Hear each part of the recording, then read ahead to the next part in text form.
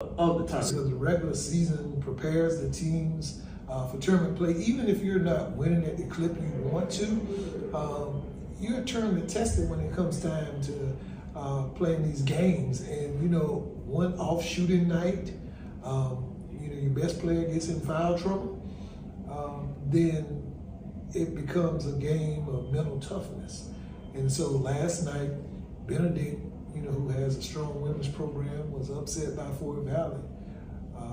And Clark Atlanta Upset by Atlanta earlier this afternoon. And you know, you have the one thing that I did notice, the coach at Fort Valley used to be a coach in the MEAC and had strong teams at South Carolina State. The coach at Lane used to be at Jackson State, where she had strong teams. And so you have experienced coaches making adjustments and putting their teams in a position to win. And so that is the beauty of tournament basketball. You know, I'm excited to see.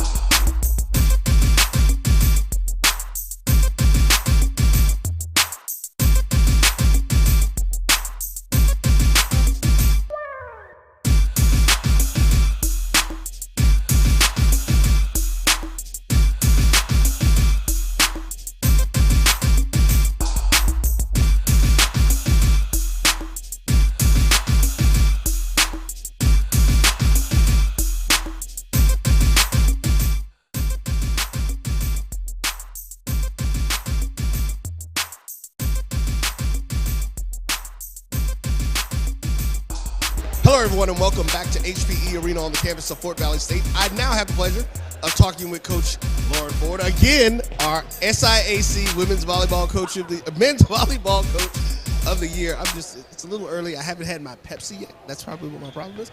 But we're going to keep going and get some things going. So, Coach, you're here. It's about time.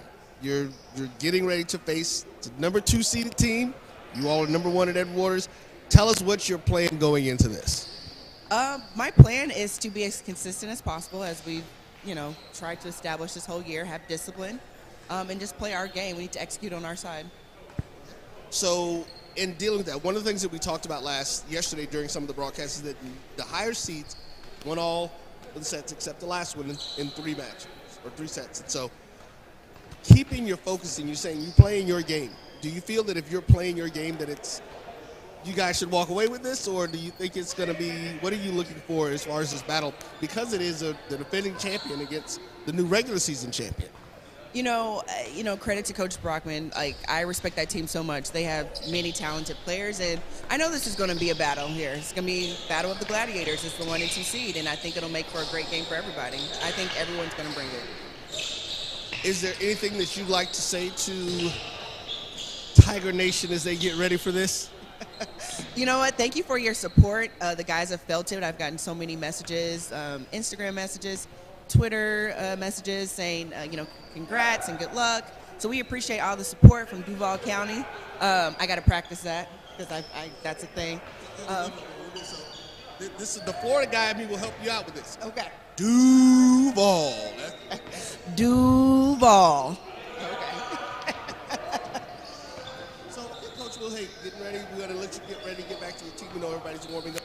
Well, thank you for your time, and good luck to you all. Thank you so much. Appreciate it. All right, we'll be back with some conversation with a couple of our players right here on the Black College Sports Network. Hello, everyone, and welcome to the HPE Arena on the campus of Fort Valley State University for today's championship match in the men's basketball for the SIA volleyball for the men's SIAC. I am Roy Evans, and joining me right now is the number 2 seeded Central State Marauders, Coach Brockman. How are you doing today? Doing well. How are you? Ready, excited to go and get ready for this matchup. So let's jump right into it. Don't want to hold you up. Get you back to your team. Talk to us a little bit about what the expectation is. If I'm not mistaken, this is your only in-conference loss to Edward Waters. Yes, we lost to Edward Waters twice in the conference, but we're looking to change that today in the title match.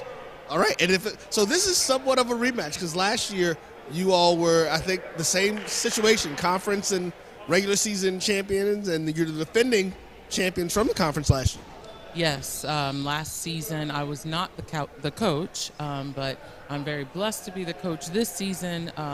The guys did not win the regular season. However, we stayed on track and stayed motivated because this is ultimately what we're wanting to defend is our title from last year.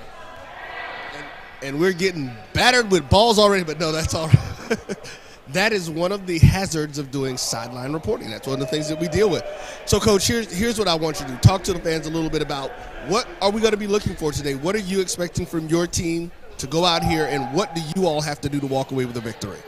I expect my team to come out with full energy, have the competitive advantage, just what we talked about yesterday going into the Benedict match, is keeping and maintaining the competitive advantage throughout the match, maintaining our composure, having fun, and minimizing our errors. That will be the keys to us winning today against, I feel like, an equally strong opponent.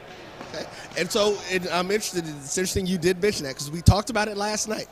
That last match against Benedict was the only match that went more than 3 sets. And we were talking about it during the broadcast a little bit, like you guys may have lost a little folks kind of said, okay, we're ready, we're coasting. Is that what you mean with your competitive edge? Not necessarily. Just I will give credit to Benedict. As I had mentioned yesterday in my interview, the SIAC teams have gotten much stronger from last year, which it should be. It's a great thing in our second season. So Benedict stepped up for sure. And by what I mean by keep maintaining our composure is just making sure that we're working together as a team and have that next play mentality. We win a point, we lose a point, we still have to refocus and maintain the next play mentality and move forward to get to that ultimate goal of winning this match today. All right, ladies and gentlemen, there you hear it. Coach Brockman is letting us know they are coming in and they are ready to take the title back home to Central State with them. This is Roy Evans. We'll be back with more right after this. K-12 powered schools are ready to put over 20 years of being a leader in online education to work for you. Dive into curriculum design for the online classroom. Team up with state-certified teachers trained in virtual instruction. Take control of your child's education journey. Discover the power of personalized learning with a leader experienced in preparing kids for a future they can be excited about. Take charge. Stride K-12. Enroll now for the fall.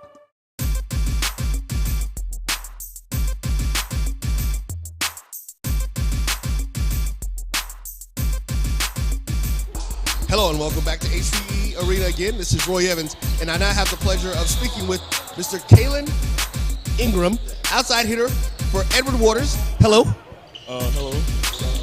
Good morning, everyone. Young kids getting used to the microphone. So, Kaelin, we're going to jump right into it. Talk to us about you all's journey here to this position. You are undefeated in conference, regular season champions. You're trying to seal the deal. Talk to us about a little bit the mentality of you and the team. Well, I think coming from last year, losing our coach and everything, that was pretty difficult, at the beginning of the year. But getting a new coach, changing the whole philosophy of the team a little bit. So we had to go through that diversity a little bit. And we've been told we just have to embrace that sometimes, and that's just exactly what we did.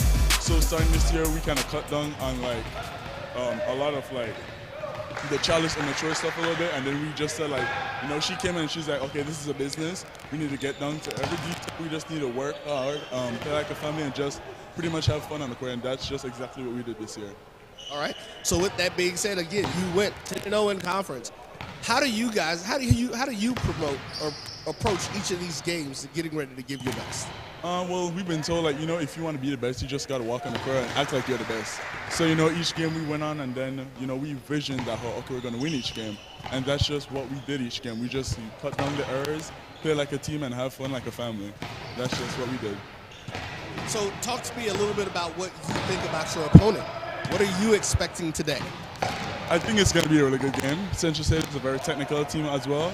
They're pretty skilled, and they're as athletic as we are as well. So, my expectation is just for us to just give it our all, play this game as if it was our last, and just have fun like this last time in this year. So, any predictions? Huh? Any predictions? Well, I'm going to be biased and just say that we're going to win. There you go. That's all we needed to hear. All right, ladies and gentlemen, again, Mr. Kaelin Ingram, outside hitter from Edward Waters University, native of Belize. Enjoy your times. Good luck today. And we'll be back with more right here on the Black College Sports Network. All right, everyone. Hello and welcome back again. This is Roy Evans of the Black College Sports Network, here live from Fort Valley State University as we prepare for the SIAC Men's Volleyball Championship game. I have an opportunity to talk with Mr. Cameron Lee of Central State University, outside hitter. How you doing today, sir? I am doing amazing, feeling good. All right, so let's jump right into it. We're going to start off. Talk to us a little bit about the journey of you and your team to get to this point. What has it been like this season? It's been real. It's been a season, I can tell you that for sure. We definitely, at the beginning of the year, we got to play Ohio State and Penn State, and we took a set off Penn State, and it kind of opened up our eyes a little bit to show us like what we need to do in order to win. Going throughout the season, we had like our ruts and our runs and everything, but I think that we've obviously overcame it to be in this position that we are now. And us just playing as a team, just being on one accord has been very amazing this season. All right, so new coach this year. How has Coach Brockman impacted you guys? She's been real good. She's been real good on motivation. I really love her motivation. She motivates us. She pushes us every day. She's always there whenever we need the help. I don't know. It's just like, I know another coach. Like, I mean, we all just gel together. I think that's the good thing about this team, that we all gel together. Okay, so today's championship game is a rematch. You all are the defending champions, and they're the team that's coming in, the regular season champions this year, and they won it all. Talk to us about what your mentality and your teammates' mentality is going into this. Our mentality is definitely next ball. When there's a mistake, we look at the next play and just keep it pushing. Our mentality, obviously we want to win. I mean, who wouldn't want to win? But we are definitely here as a team. We all talk to it just to stay together as a team, that we know there's going to be ups and downs. This is volleyball. This is a game of errors, and so errors are going to happen. But what we do with them errors depends on the game, on the outcome. All right. Well, like I said, we're not going to hold you guys up, but last question. Any predictions for today? Central State University men's volleyball will win. There you heard it, folks. Thank you for your time. We're going to be back getting ready for game time in just a few right here on the Black College Sports Network.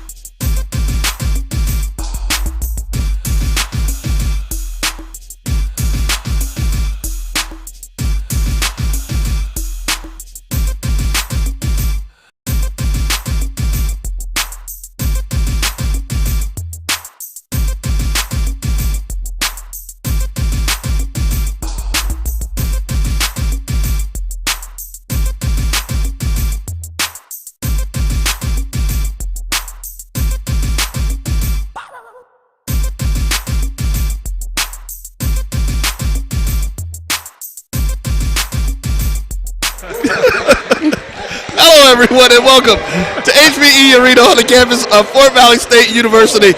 We are here for the championship of the 2023 SIAC Men's Volleyball Championship.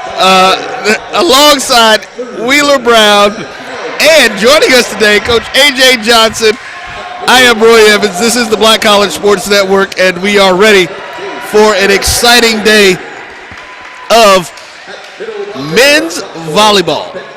We're going to definitely get some things going here. We're going to, as the starting lineups are going out right now, so I think they're calling Central State. So we'll go ahead and let you guys see the Marauders starting lineup as our announcer is calling those guys off. We have Carlos Pinto, Cameron Lee, Lubisa Novacek, De'Aaron McCarney, Alan Tremnoche, and Marcus Frank. That is the starting lineup for your Marauders of Central State University. And now for the Edward Waters Tigers straight out of Jacksonville, Florida, we have Johan Capellan, Kaelin Ingram, Joavi Jimenez, Brian Pepin, Edward Pinto, and Dylan Taylor. So we're going to leave those up. We're going to get some things started. We're going to jump in first. The newbie in the group, Coach Johnson, is joining us. So let's start off and give, as they say, give the flowers and do all the official things. Coach Johnson is actually the outgoing coach at Morehouse College for their men's team. She was here in the game yesterday. And she will be heading, though, to Dillard University out in the GCAC to take over the women's program, if I'm not correct. Yes, sir, you're correct. All right. So, Coach, tell folks a little bit about yourself, and then we'll get back into this thing. Okay, well, I'm a former college player out of IUPUI, became a grad assistant at Hampton University, coached club volleyball for a while, came to Atlanta, headed the Clark Atlanta Lady Panthers for 3 years, picked up Morehouse last season, and now I'm headed off to Dillard. So still a young coach in the game, but I've been playing and coaching over a decade, so I'm excited to be here. Thanks for having me. All right. Well, listen, it's always great to have someone with the technical expertise and knowledge of what's going on with the game, because sometimes we can just be fans and we just like, hey, he hit the ball really hard, and then it got it going. But as you see our teams out here getting set, getting excited, getting ready to make this thing go, and these kids from Edward Waters are hilarious as they get set and do their thing. They're an energetic bunch. They are, that's definitely. For sure.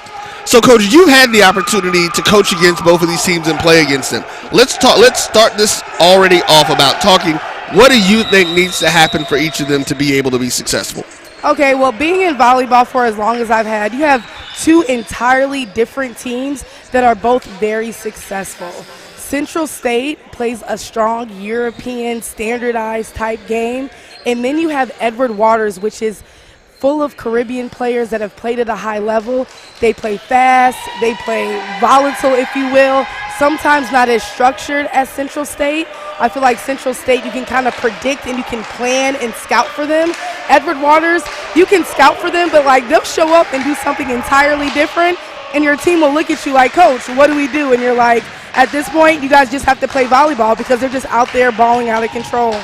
And it's interesting that you say that. Yesterday during the match that they played in, one of the things that I consistently said, and I use this analogy, it's one of my favorite lines in sports that I deal with, they were playing with what I like to call aggressive intent. Come on now. And like you said, it is not something a lot of times that is planned or programmed. It is you get out there and you just give everything that you have in that moment. Right. So right now, if we translate this into women's basketball, we're looking at Iowa versus LSU. Okay. Two right. Great teams. One works on systems and efficiency.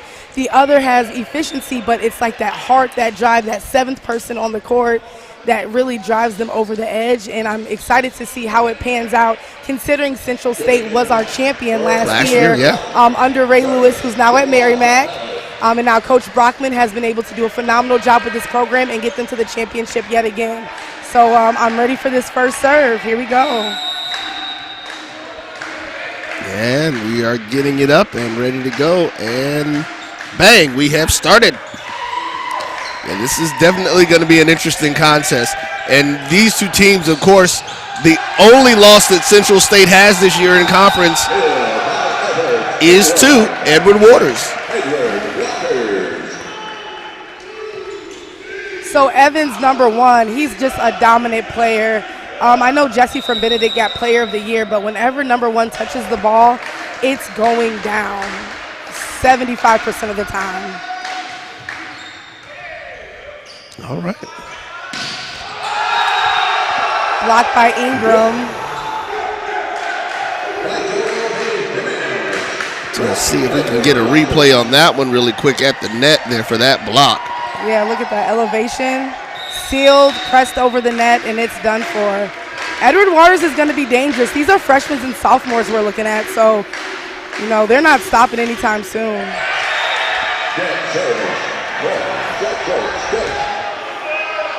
All right, and there was a net service.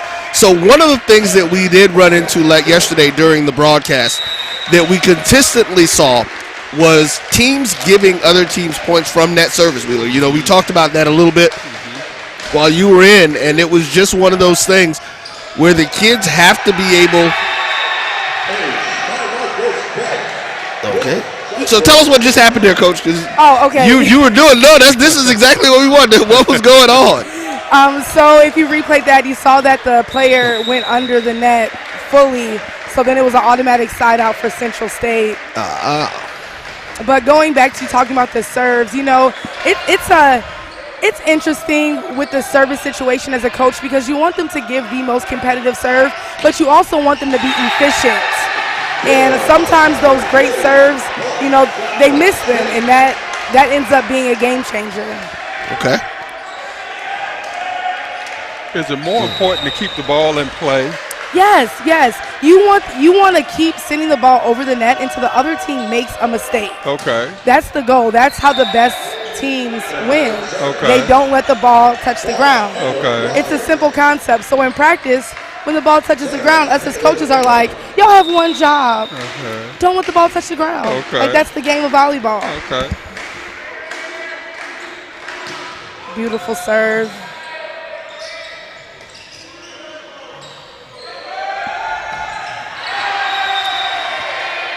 See, that play right there is something Edward Waters has struggled with, and that's the libero set. So when the setter gets the first ball and they're not able to set up the hitter, the libero will give a set, and sometimes that comes from the back court. And the outside hitters that Edward Waters have difficulty putting those balls away. They swing at it like it's a traditional set, and it's not. See, that was a good traditional set, and he put it away versus that other one where he sorted out of bounds. Okay. Yeah. Well, I'm going to be a volleyball aficionado when we all said and done. Listen, I was just thinking to say, we are going to be experts for real by the end of this match. And that's exactly why we were glad that Coach Johnson was able to join us today.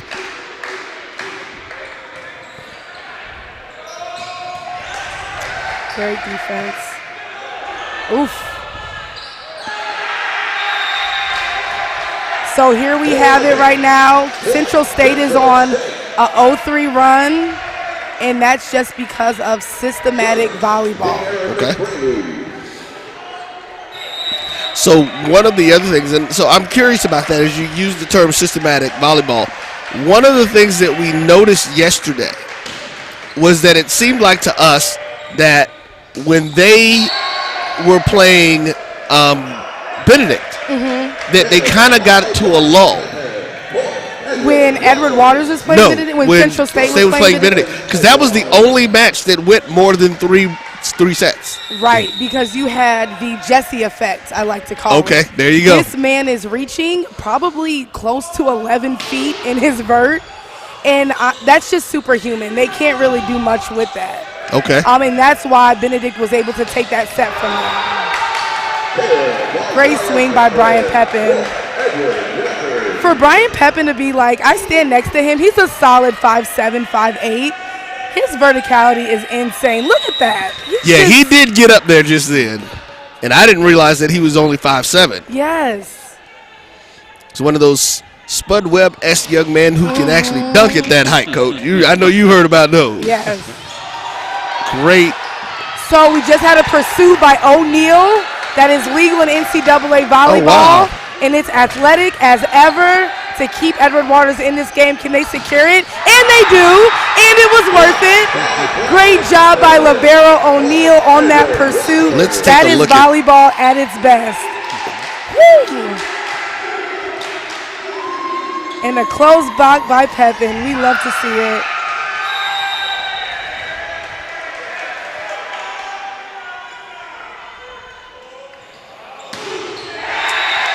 Oh, into the net. Listen, I'm getting so excited. I forgot to put that point up for them for Edward Waters on that one. It was definitely a play.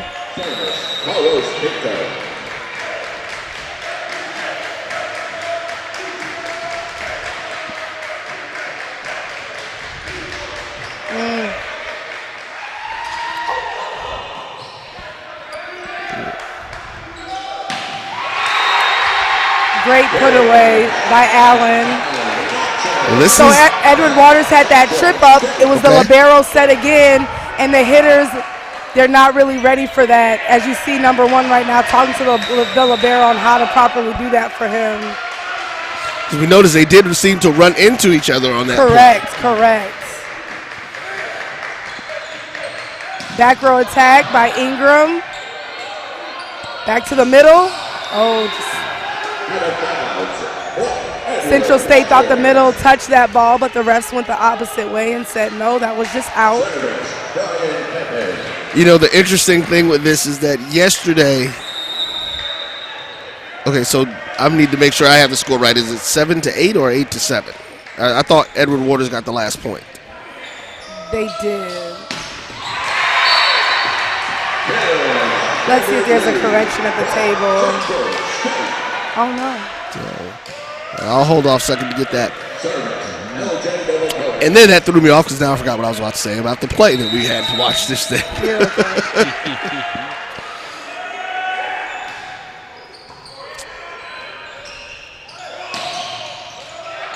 Good recover from the block by Allen.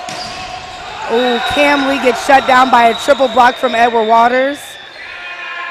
Edward Waters, they struggle with the cross-court net talk. Okay. The ref just gave them a warning after that triple block shutdown of number 4 of Central State. The Edward Waters were celebrating just a little too much than what the ref would like. So, like, as you said, they get into very emotional people, yeah. The entire play, yeah. Listen, having family from both Jamaica and the Bahamas. Hey, listen. Growing up in that environment, I know. And literally we're watching what I feel like is a small subset of international volleyball. You literally have 4 European players on Central State, and then you have Caribbean players at Edward Waters. And when you watch the Olympics, you see a similar type game. It's very interesting how it translates. Yeah, this is definitely, there's another one for EW.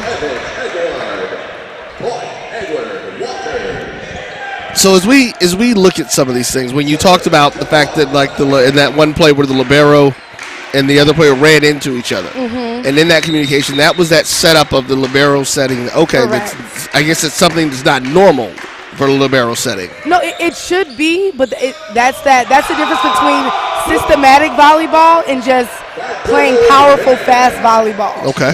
So Central State typically has better communication from when we're playing them. We can kind of get Edward Waters out of sync because of their lack of communication with each other in desperate plays like that. Okay.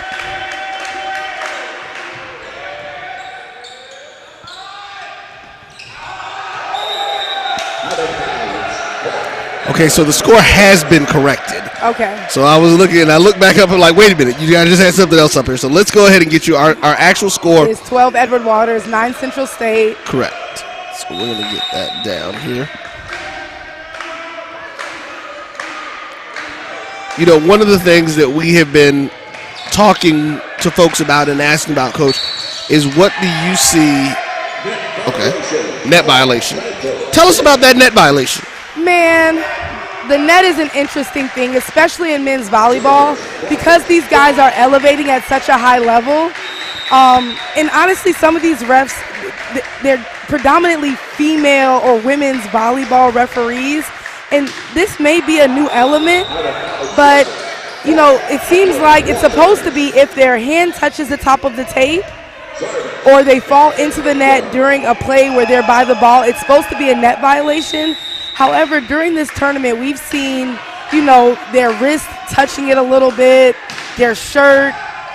It's hit or miss sometimes, but that's been an issue for all the teams in this conference. I don't think anybody has been free of net violation. No, they have not. We noticed a bunch of them yesterday, and that was one of the things to it. And so we had this conversation, and Coach Wheeler, we want you to chime in on this too.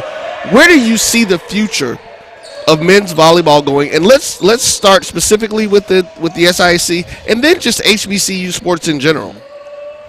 I don't know if I can do this in a timeout break, but look, we keep talking about it. It's fine. The issue that we have with the SIAC is we have predominantly black institutions, correct? But if we're looking at the landscape of AAU and junior national volleyball, we are not present. We are not there. AAU volleyball is costing upwards of $4,000 a season when a family can choose AAU basketball, which is a good $1,250, and you go to the same amount of states, you see the same amount of competition, and you have D1 top-tier coaches present. So right now it's a financial situation, getting more black players who want to go to these institutions, which is why you see teams pulling internationals into colleges like Morehouse, Central State, Edward Waters, because there's not enough here in America right now. Well, I would say, Coach, how likely are they to stay? I mean, we see where the transfer portal has been a blessing and a curse, you know, for other sports like football, basketball, things of that nature. Do we see volleyball going through the same motion, so to speak? Yes. Can we keep these kids that we see right now, these good kids, can we keep these kids on our level? We can keep them because unfortunately not many other schools that have men's volleyball want these type of kids on their roster anyway. Okay. There's already a large group of the majority that play volleyball, and they're vying for those spots at predominantly white institutions. Okay. So there's not a space for these kids that are in the SIAC. Okay. So the SIAC bringing men's volleyball is phenomenal for our community. It needs to stay. We need it. We need people to support it. We need people to understand that this is a national disparity, and if they invest in these programs and in these kids, we're going to start seeing more minorities at the Olympic level, at the pro level, being college coaches like myself and my brother Lamar that have played at the top tier levels. But until we invest here at the college level and invest at the junior national level, we're going to see, we're not going to be present. Well, Coach, I have a question to jump in on that. Why is it so expensive for volleyball? That didn't make any sense to me when you said that. That is the question of every volleyball parent in America. They're just like, tuition. So here in Georgia, we have the #1 club in the nation. That's A5.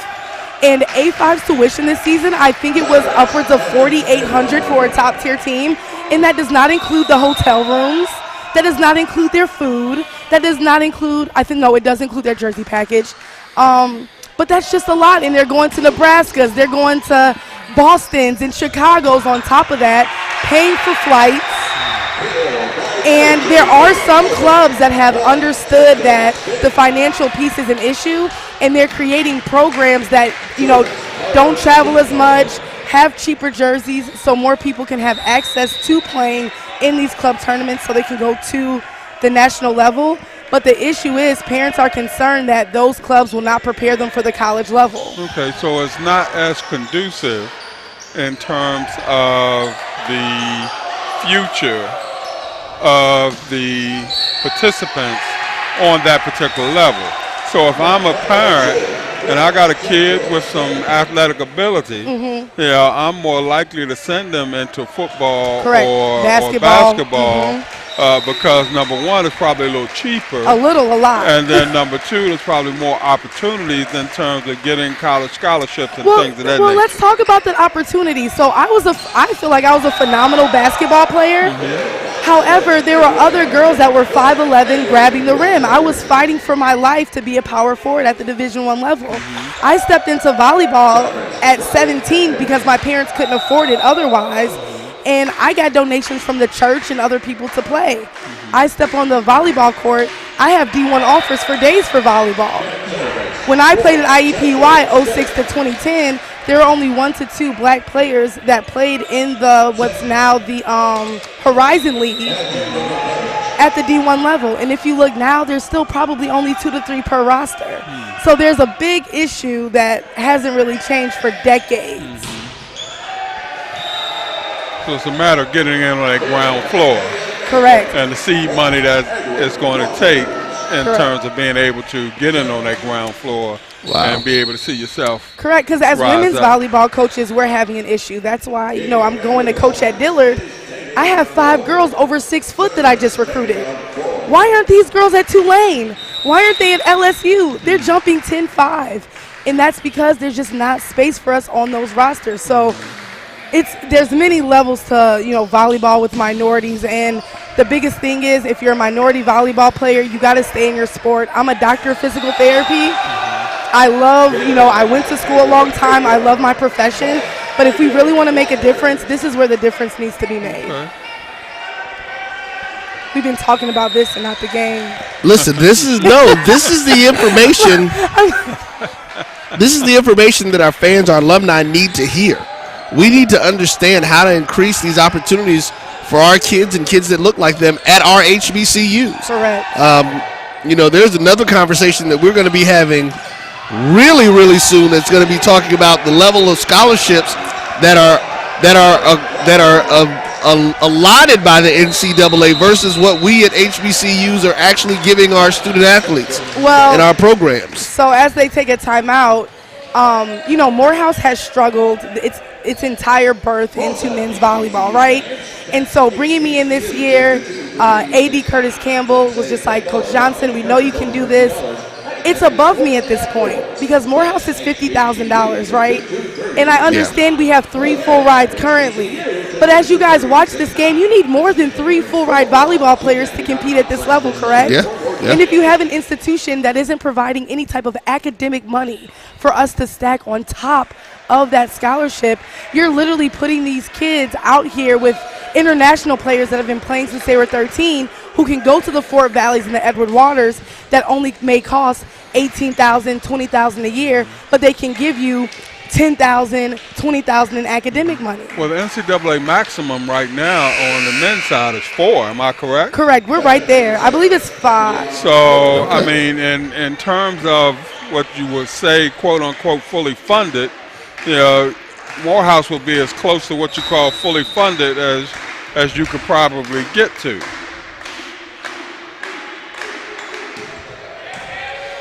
But I know here at Fort Valley, we're probably at maybe 1.5.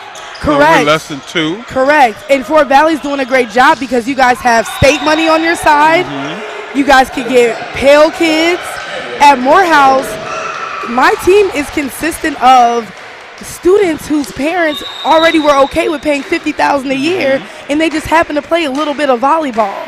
Wow. But if you take a kid who needs college paid for, it's hard for me to say I could give you 20 on the 50, and you can go to a state school for less than that. But see, we have an issue with competing with, like, these 2 teams that are out here right now. Correct.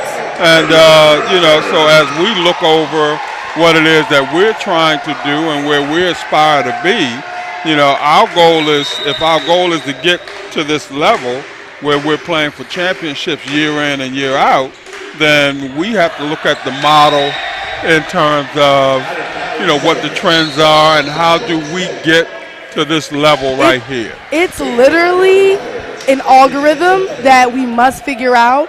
And I love the SIAC, the coaches here, we're all very close. We all are going through our own financial difficulties. We have some institutions in the SIAC that are now cutting scholarships, making it even more difficult.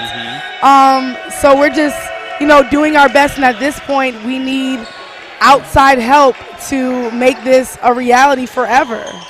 Well, Coach, one of the things that you can look forward to is that we here in the Black College Sports Network are going to get to the point where as we move into this new season, of really engaging the alumni and the fan bases to understand the business of college sports. Correct. Because that's one of the things that I think a lot of people miss. This is a business. And, you know, you can see the benefit of this business, but we don't see that benefit. We don't take the time to see the work that goes into the benefit, I'm sorry to say it that way. And that's what we have to start realizing. And like we said, when you talk about cutting scholarships and things of that nature, you know, no, we've got to find ways to make sure that our programs and our fans are giving back to these programs in a sense that it will help these programs grow the way that they need to. Wow, it looks like Central State just lost steam in the last 2 or 3 points. It did. I was going to say that. It seemed like once Edward Waters got to 20, 22, it's like, okay, this is inevitable. It's kind of what you felt like in some of the movements that we were seeing. But this is how it was last year. I want to say the match went to 5. So we knew we were going to be in for a great competitive game. All right, so that's the first set. What we're going to do, folks, Edward Waters takes the first set, 25-17 over Central State. We're going to take us a break. We'll be back with more of this exhilarating and enlightening conversation with Wheeler Brown and Coach A.J. Johnson right here on the Black College Sports Network. This is Brian Fulford. A.D. Drew and I are co-hosts of the BCSN Sports Wrap. We talk about all things related to HBCU athletics. From the games, teams, coaches, and fan interest stories, we cover it all. You can find our shows on Facebook at BCSN Sports Wrap, YouTube at MyJBN Online, and everywhere you listen to podcasts like Anchor, Spotify, Google, and Apple Podcasts. You can also find the show on the Jericho Broadcast Network's app. Make sure to download. We look forward to you joining the conversation and being a part of the show. It's never too early to plant the seed, to share the tradition, and instill a sense of pride in your HBCU with your little ones. HBCU Pride and Joy Children's Boutique helps you share your school spirit with a wide selection of adorable kids apparel and accessories officially licensed from your favorite HBCU. Visit hbcupridejoy.com and follow us on all social media at HBCU Pride Joy on Facebook and Twitter. Some carriers will give you just one measly entertainment subscription. One is no fun. With Verizon, there's up to 7 entertainment subscriptions with your unlimited plan. That's 7 times the... 7 times the... No. 7 times the... Music, gaming, Disney Plus, Hulu, ESPN Plus, and more. That's 7 times the entertainment. Because everyone deserves better. And with plans starting at just $35, better costs less than you think. T. Madden & Associates is a sophisticated and experienced law firm located in your neighborhood. We're turning injury to cash. T. Madden & Associates obtained almost $2 million for my injury. They turned my injury to cash. Now, we can't guarantee how much your injury is worth, but we've recovered millions for our clients. Call T. Madden & Associates at 833-PAID-123. That's 833-PAID-123. Let's be. Hello and welcome back to HPE Arena here on the campus of Fort Valley State University. Alongside Wheeler Brown and Coach A.J. Johnson, I am Roy Evans of the Black College Sports Network. First set taken, Edward Waters, 25-17, Coach. They were there. Central State was right there with them. But again, let me go to my analogy of that Iowa versus LSU. They had that extra power that just kind of emotionally overtook the game once they hit point 20. And then Edward Waters just rolled through those last 5 points. Central State has got to get their intensity up and bark back at them. Bark back at them. Thinking that makes a difference, huh? It really does. It really does. They're intimidating to play against. Even their women's team, you know, they're speaking Spanish the whole time. I'm Spanish speaking myself, so I'm just like, calm down. But that plays a role. Like, that's a presence. It is gamesmanship, and this is what people realize. These are the things that you deal with, and getting in there. And it's great to see this team getting out there. And so it's interesting that these two teams that were both in the championship game last year with both have two new coaches because the Edward Waters coach is no longer here who was here then. Yeah. Correct. But it shows the strength of the recruiting that those two previous coaches did. Absolutely. Because Coach Brockman and Coach Ford, they walked into programs having to learn the players, issues with player management, but the talent is there. Right. So we'll be talking in the coach chat, and I'm just like, y'all have talent, though. Like, y'all have guys that actually played club volleyball and do this. So I understand the headaches that may occur, but you have players. So we all deal with our own issues. Morehouse, on the other hand, we have a great time as a team. Everybody works hard. We're just delayed in our skill set a little bit. Now, definitely, it takes something because with any team in any sport, it takes chemistry to get used to it. And it makes sense of what you're saying, that it would take these players a little bit more time to get engaged in learning to play with each other. Correct. Even if they are, players that play the sport. Now, Coach, help me with the different formations that I see as they get ready to line up. Okay. So Central State is running what we call a 6-2. They have two setters, number 1 and number, 27. Okay. So their setter is always going to be back row, meaning they'll always have 3 hitters available.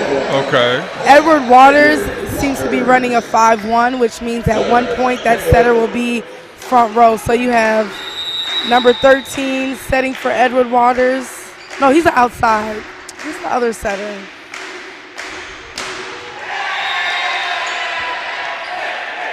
So number 11, which was setter of the year, did not start for Edward Waters. I don't know what's going on there, but again, whenever you play Edward Waters, you never know what you're going to get. Okay. So I'm pretty sure Coach Brockman did not plan for setter of the year to not be on the floor. Yeah, right. And again, that's the strategy part of it, being a coach. Yeah. Because of course, what are you doing? Just like with any other sport, you're practicing for a particular point guard to be bringing the ball down the court, and then when you see the point forward, you're like, no, we didn't. We didn't prepare for this. So yeah, these are the things that we get into, and it is great to see that type of gamesmanship, that type of strategy going into this sport. And I would honestly, I mentioned yesterday, my freshman year at FAMU, we tried to start a men's volleyball team. I've been a volleyball player my entire. I grew up in Palm Beach, and my family's Caribbean. True. This is true. Yeah, it's in the bloodline. Yeah, I love volleyball, and so we were just really trying to figure out ways to get engaged with it, and we really weren't able to. But these are the types of opportunities, again, that we have got to figure out. How do we get our kids into this? Because, again, I'm not realizing that it would cost that much to be on a club team. It does. And it's interesting, and, we hate to say these things. Well, we don't hate to say these things because there are some things that are just reality in this country. And there are certain times that things are priced out of the range for a group of people to be engaged. And I think if we do a little more to keep the competitions and things local, competitive, but a little bit more local, to where you don't have to go across the country in order to get and find good competition, that you're able to attract,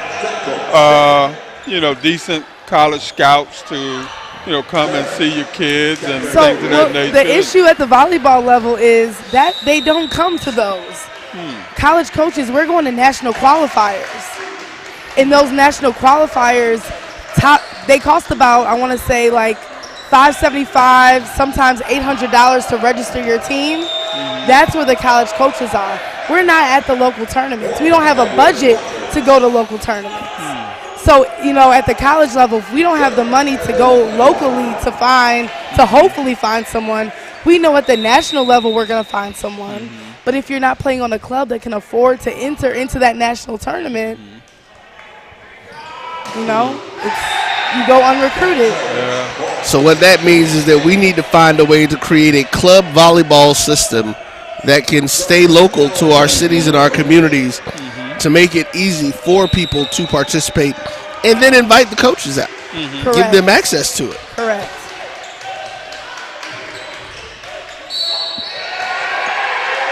We have another net violation.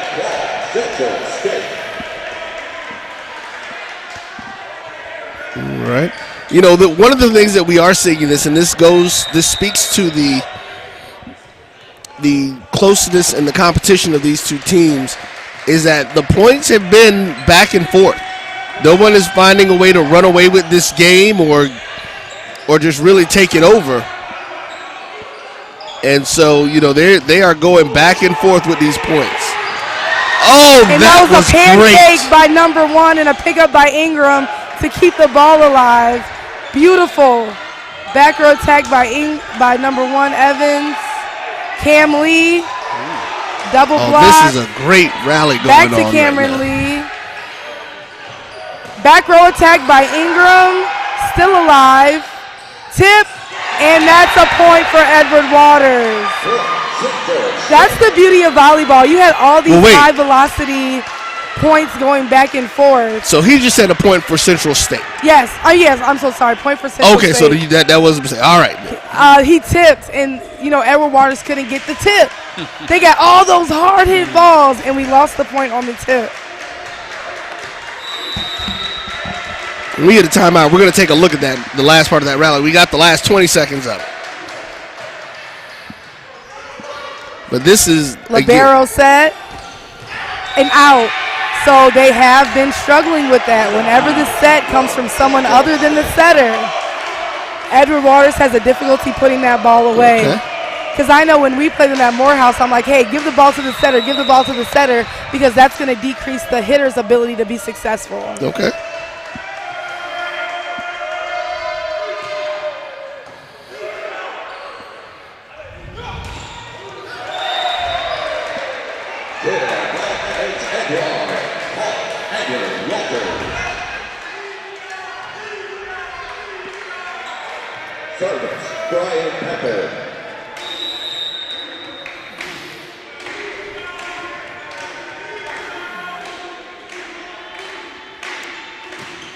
Ooh, miss serve. Wait, that went over the net. Yeah. That went over the net?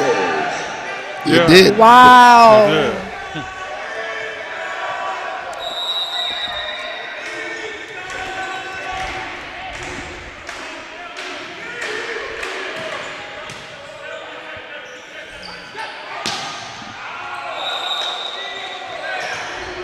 All right, Central State has got to get a side out now. If I was Coach Brockman, I would be looking to take a timeout if they don't get this next point. You cannot let Edward Waters get a 4 to 5 point spread. They will run with it.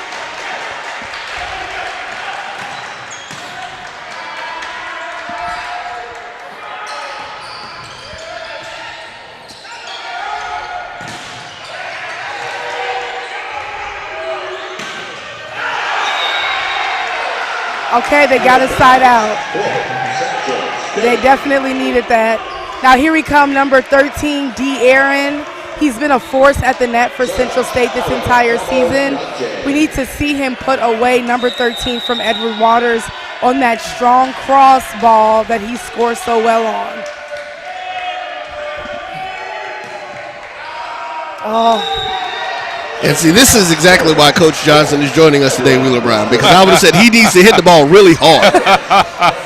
But the technical aspect of this is great. This is what we're going to be looking for. And unfortunately, we'll have Michelle Thomas back with us when we get back.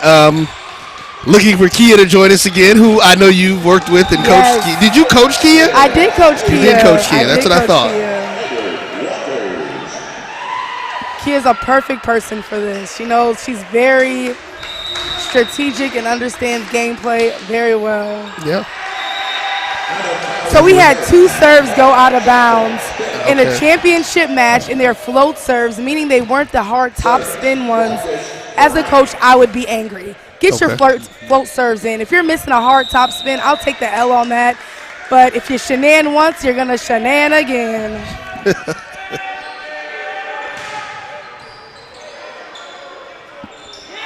Oh, they ran into each other. This looks to be a little bit more of that communication that you talked about, where we just had the two players on Edward Waters' team run into each other.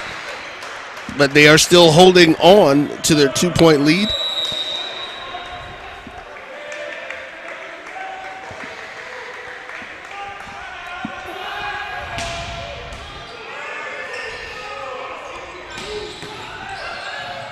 Oh, wow, they got that over.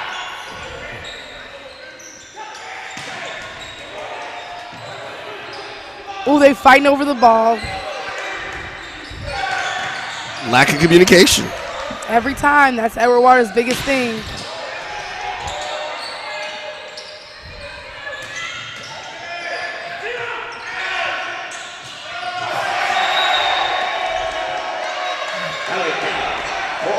So in that rally, Edward Waters went to #1 Edward 5 times, and he's a back row hitter. So if I was Coach Brockman, I would really just try to get the ball to him as much as possible to take him out of that back row attack. But now as he enters the front row, De'Aaron needs to really have his eyes on #1 Edward to stop his offense.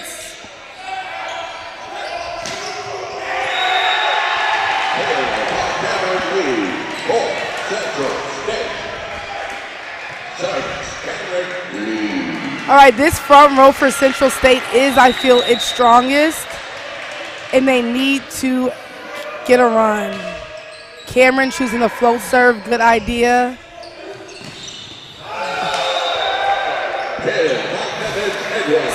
So the Central State is what we call blocking line. That means number 17 is putting his block right by the antenna. Their Edward Waters hitters are hitting cross, so if that number 17 will just pull in that block a little bit, the middle blocker will be able to capture that sharp cross ball that they keep getting killed on.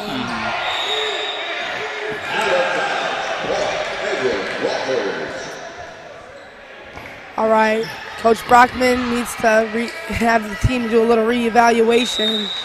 I wouldn't let another point go by without a timeout.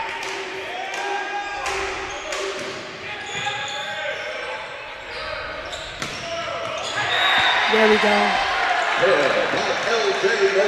And that's one of the things. So to hear you talk about that, it makes you feel that volleyball is a game of rhythm and momentum in that sense. And that's one of the things when you get a team that gets on a run. You got to stop the run. Got to stop the run. And if your team can't stop it as a coach, you only have 2 timeouts, so we have to be strategic. But that's what you need to reset the game. And we have another missed serve.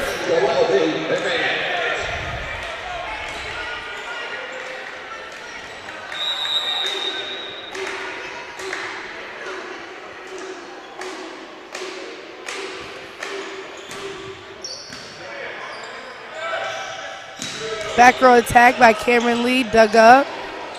On pursuit, almost had a communication error there. Yeah. LJ with a block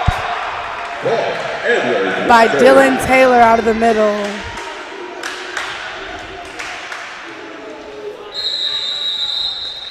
Dylan Taylor is an example of what we need more of in the SIAC. Okay. This kid is from Chicago, Illinois. Chicago kid, started playing volleyball, don't know his story, but plays it well.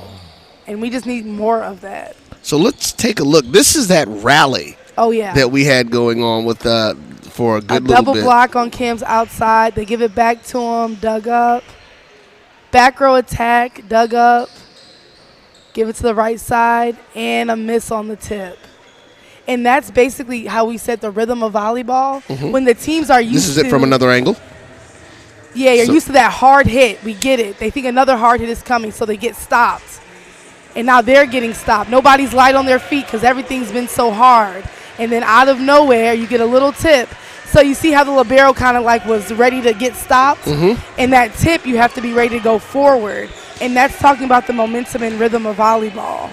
Okay. So as a coach, when you have a hard-hitting rally back and forth, that third time over, you want to either tip short or tip it to the corners, and you'll have a point. All right.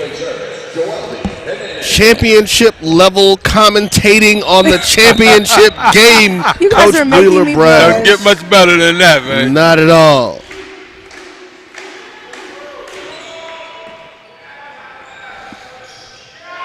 Ooh, that was almost a lift, but he got away with it. That tip in the middle of the court, which is typically vulnerable in the game of volleyball. You can look at championship volleyball at the Division I level, at the pro level, and you'll find out that the middle of the court, those little dinks, win games and get points.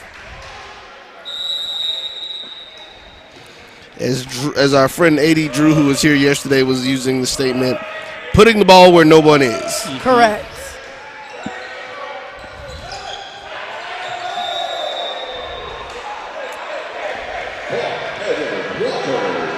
And so here's what we've noticed with this Edward Waters team, and we'll see how it impacts Central State again.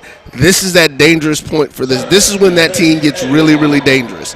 They get, like I said, when they smell 20, yes, it's like a light switch turns on for them. And they go crazy. See a top spin serve from Edward.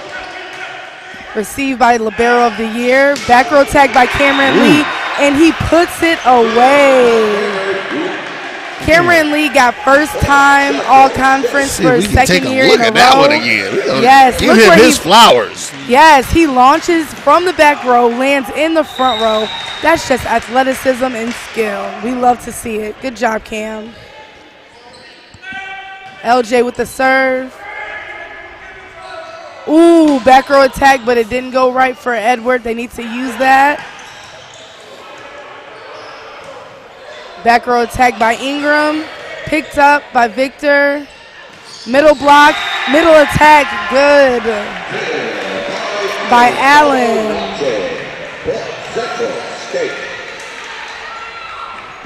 And this is what Central State needed in this point. They do. They need to keep pushing. They need to not serve the libero on this. The game is close, and they serve the libero. You never want to serve the libero in a championship match. Because the libero wears a different jersey, because what are they? They're like the defensive specialists, right? So you never want to serve them because they're the best passer on the team. So if we're in a championship game, I don't care what zone you're serving, do not serve the person with a different color jersey. That's their one job. Okay. All right. Well, there we go. Makes sense. I'm hoping it makes sense soon, because like I said, that was the one thing about when I played volleyball. I didn't play technical volleyball, so we were just out there keeping the ball from hitting the ground. That was, as Coach said, that's the way they do it. But as we continue these things, these are the types of conversations that we need to make sure that we have, so that fans and folks understand the things that we can do in our communities. And we actually had a program where we engaged students in sports. It's actually called the JAMS Youth Academy. It's an acronym for Jericho Arts, Media, Sports, and STEM Youth Academy, and we do all different types of things. But the sports that we focused on were Olympic sports. We didn't deal with, because there are enough people doing softball, baseball, basketball, football, and things like that. But sports like volleyball, fencing, all these different things that our kids can have access to if we brought them to them. Correct. And that's what we have to do. We have to be responsible to bring these things to our communities. And so, I think these are the things. And then also what you turn around and do is you make these the opportunities for now HBCUs to get engaged, because we get these kids in these spaces and we send them to the HBCUs. We get them engaged with our folks. If it's our community, it needs to be our community from kindergarten through the grad schools. Correct. All right, we're 19-16. We need a stop by Central State. Brian looks like he wants to get an ace. And he puts it out. Almost. He was right there on the line. All right, we got big boy number 13, De'Aaron, back in. Let's see if his defense can change the game for Central State and get them to tie.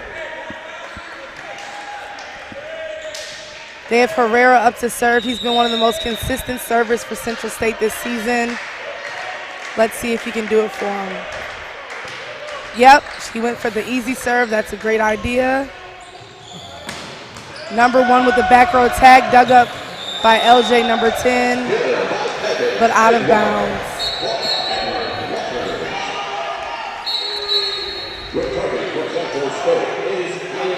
And just as they get 20, the bench starts to light up. I was just about to say that Central State, I'm not feeling the fire on their side.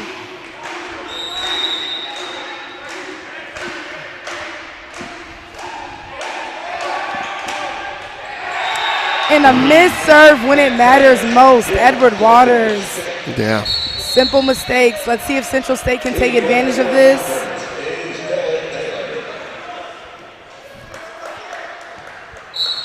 You know, because volleyball is such a game of rallies, getting ahead is so key in this sport. And that's whether it's men or women's volleyball. If you can get a lead, because it makes it that much more difficult for them to catch up and then retake the lead. So. Right. I always tell my girls we fight for 5. You want a spread of 5 points and then just minimize your errors and you'll take the game. Because if you always keep a 5-point spread, they'll never get close. Cameron Lee with the roll shot. Pick up by Libero. That's an easy ball, middle up. Ooh, and they faked. They did a middle option. Back row attack by Brian Pepin, blocked. And tipped right over the block by Edward Waters. Coach Brockman just clapping on her team, telling them to take a deep breath.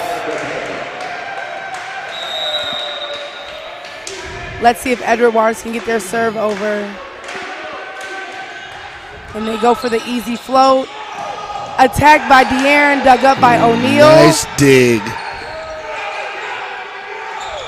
Outside, and then Edward takes it. And as you see, the energy on the Edward Waters side is now at its peak. Central State is not as, they're trying good. She takes a timeout. They definitely need that. Well, Coach, let's go ahead and stay here. But we are seeing that thing. This Edward Waters team, it's interesting, and I've noticed it every time they come back. Players are running. It's like they're running lines. It's almost like many suicides out here. Yep, she wants to keep them awake. Keep them going, yeah. Mm-hmm. And, right now we're taking a look at it. Let's see. We got Coach Brockman on the screen. Step into her shoes. What are you telling your team right now? I'm telling my team to breathe. I'm telling them to make smart decisions and not go out there and try to play Edward Waters ball, but play smart volleyball. Edward Waters has their deep corners open. We haven't used them all game, guys. Go out there, do something different, because what we're doing right now is not working. We're exactly where we were in the first set. We have to change it up. And you're Coach Ford, you're telling your team. I'm telling my team, y'all go out there, keep your energy up, slam the ball hard into the paint, and finish it. Yes, keep doing what you're doing, and maybe even amp it up a little bit more, because we're 3 points from victory, 1 set away from a championship. Oh, yeah. And since we're talking Duval, we've got to give a shout-out to Dr. Zachary Hazon, as we like to call him, the super fan. Dr. Faison is great as it relates to, did he serve too early? Yeah, I don't think she called the ball over. Okay. But, yeah, Dr. Faison is great. We enjoy following him on social media, and he loves Edward Waters, so he's doing a great job there. And he's actually one of the administrators that definitely gets the advantages and the things that athletics can do for your university. Great dig by LJ. It's tight. And Edward Waters and Central State took full advantage of that tight set to the net. So when sets are tight, that means they're coming toward the plane of the net. If you have blockers that are vertical, their block is over the net, so the setter is basically putting the ball right into the blocker's hand, and that's what happened in that last play. And they did. Oh, it was out. So good block by Central State. However, the block went out of bounds.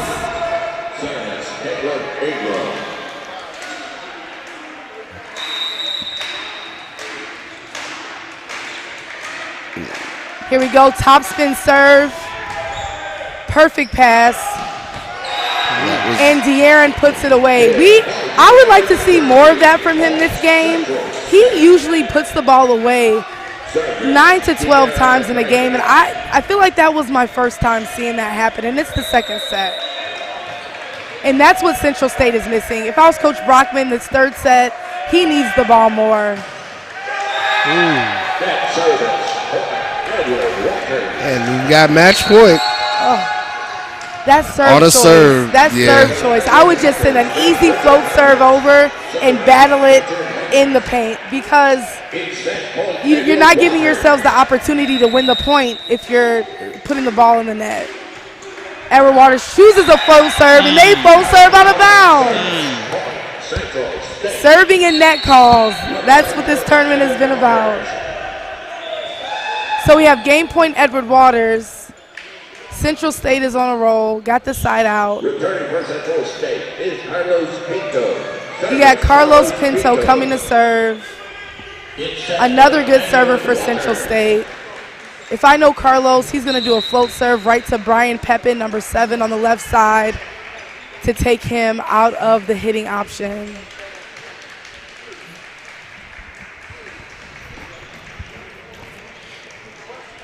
Right now, Coach Ford is talking to her players, putting certain things into play.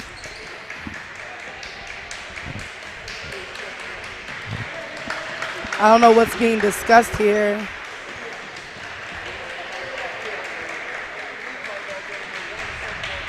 Now, there's a huge difference in terms of officiating the men's game versus the women's game.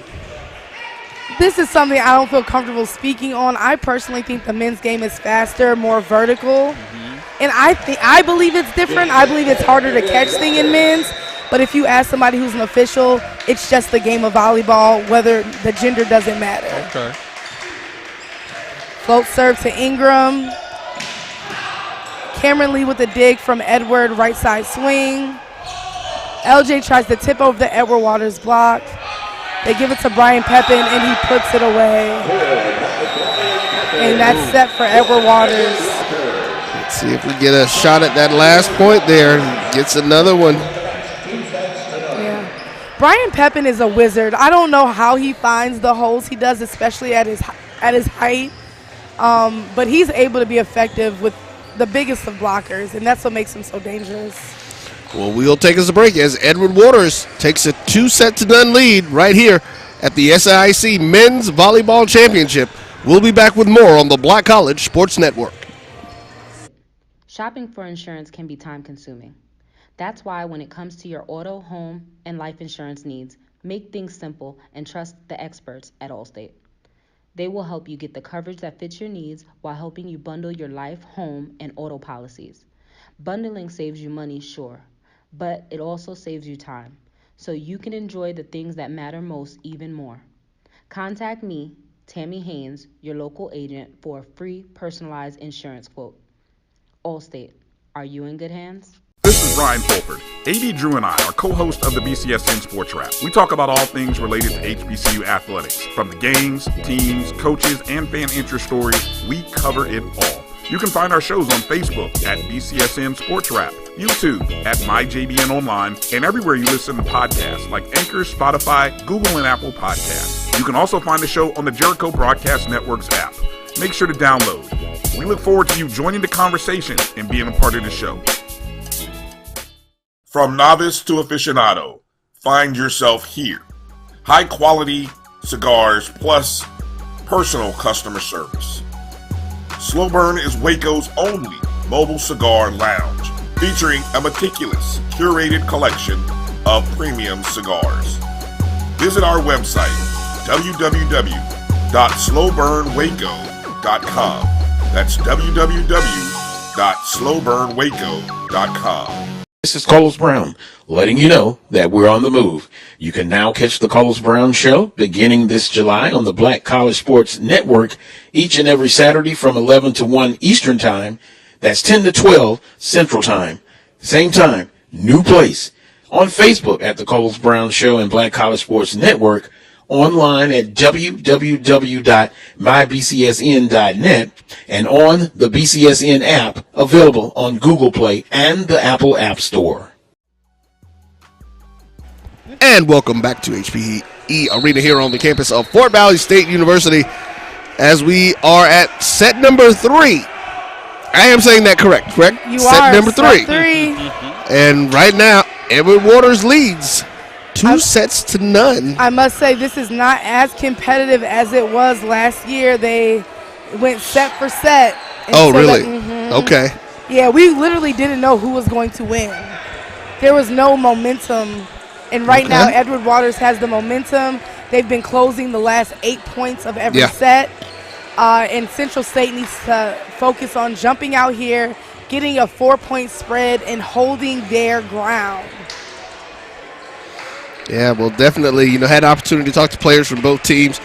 And they all said the same thing. They're like, we have unfinished business, things that we want to come in here and get done. So they are, again, looking to see.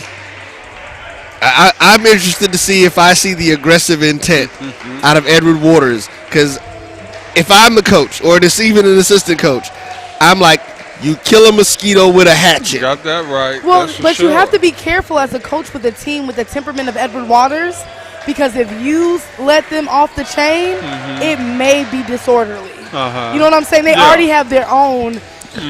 Well, you know what? So it's interesting that you say that, because what this looks like to me is something in my coaching that I did call. I called it organized chaos. And there is, and people are, oh, that's an oxymoron. Oh, you can't say things like that. There's no such thing as, and it's like, yes, there is, because what we have to understand, we know what we're doing. And that's how I always explain it to my team. It's like, there's never a situation where you should not know what you're supposed to be doing. Right. Where the chaos comes into it is that we're creating confusion for our opponents. Their expectation is this, but we're doing this. This first play on Central State, their speed isn't where I would like it to be. They need to wake up. See that? Just slow to move. Not getting back to base. Watching the ball. A float serve over. Cameron Lee picks it up to De'Aaron. Blocked. Back to Cam. Look at that. Right in the middle, but Edward Waters picks it up. Yes, middle. Yes. So like I said in the last set, De'Aaron needs to be activated more so for Central State if they want this game to be different than the last 2 sets. And it looks like that's exactly what Coach Brockman told her setter. They gave it to him 3 times in a row, and that's what we want to see.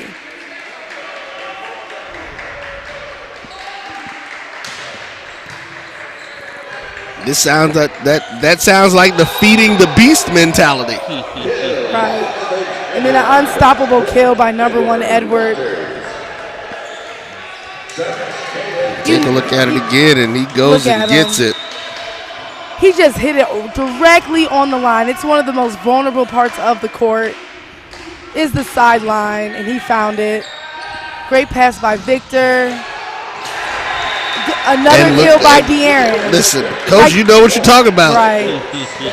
We have to use the middles. In volleyball, the game for me is won and lost in the middle. Could it be because I was a middle blocker? Possibly.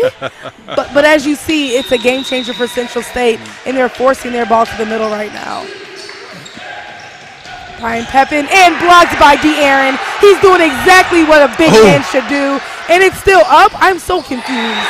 Yeah, replay that, please. He was celebrating. And exactly. That's what I noticed. That I was yes, they got it up. And Coach Brockman gave De'Aaron the worst look ever. She's like, "Do not celebrate." I was celebrating. Yeah, that was. I looked at that and saw. I was like, "Wait a minute, they're still playing." I'm like, out of bounds.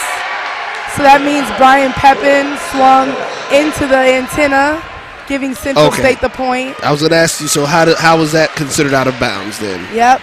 So if the ball touches any portion of that antenna and it gets a little wiggle, the line judges will wave their flags in a circular motion so to end the play. automatically makes it out of bounds. Correct. Okay.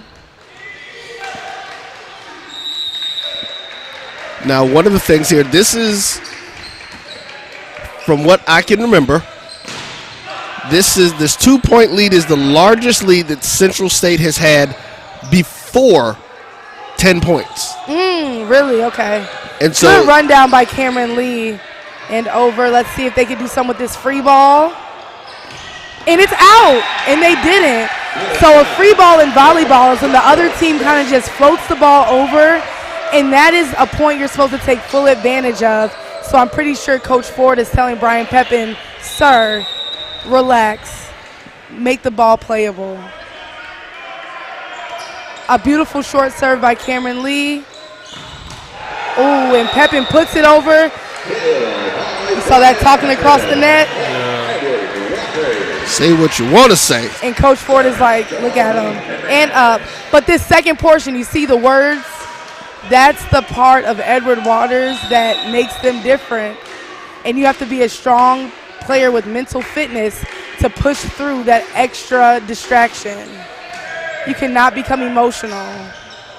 Well, listen, that has been a part of sports for Oh, years. he just knocked out his own player because of a communication error. Yeah, and he's getting up out. slowly. He got a concussion or something. Oh, yeah. Jimenez ran into Pepin. Oh, it was before that. Yeah, it was before that one. But again, that's communication, and it literally, oh, wow, this is a game changer.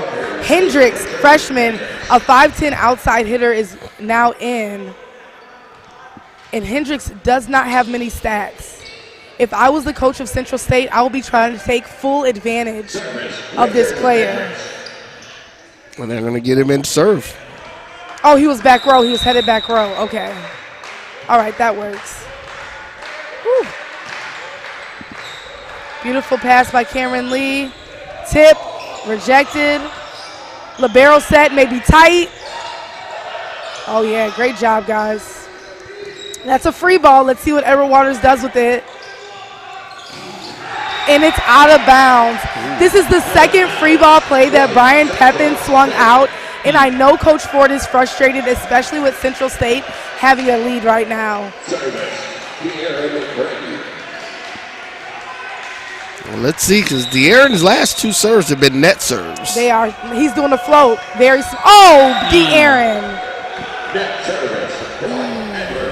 He may need a serving specialist. So a serving specialist is someone that can sub in for the middle, take their serve for them, and then sub back out, the middle come in, then the libero come back in. But and you're expected to get over the net, right? Correct, just to get it over the net. Okay. And I would do that right now. We're in a championship match. I can't take any more missed serves.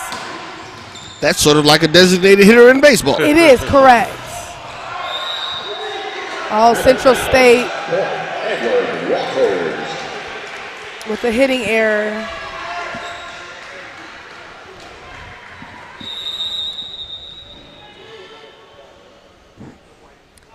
All right, it's a top spin serve in the net. And when Edward's serve gets over, I don't want to be on the other side of the court. That sucker has to be going a solid 20, 25 miles an hour.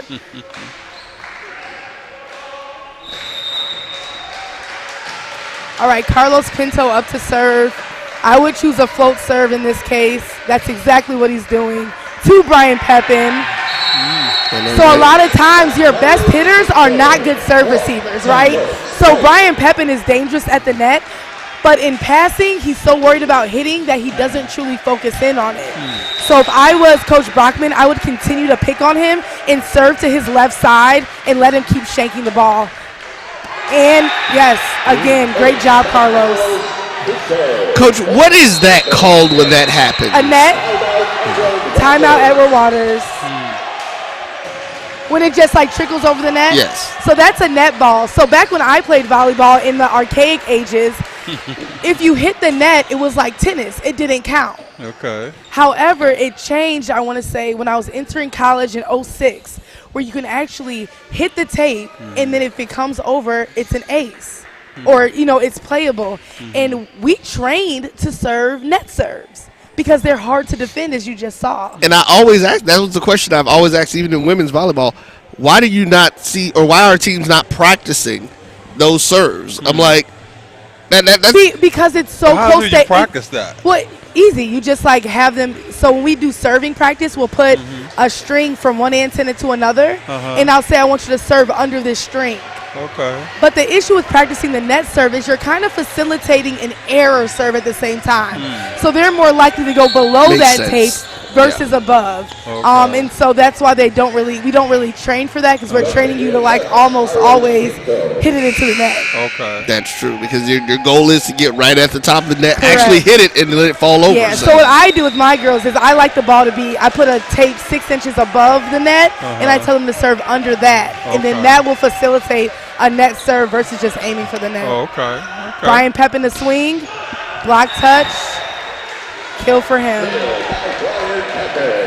Get him back in his comfort zone. Right. I'm really interested with number 21 still out. So they brought in number 10. Yeah, I saw him walking on the side and running So on the number stairs 10 is right technically a setter.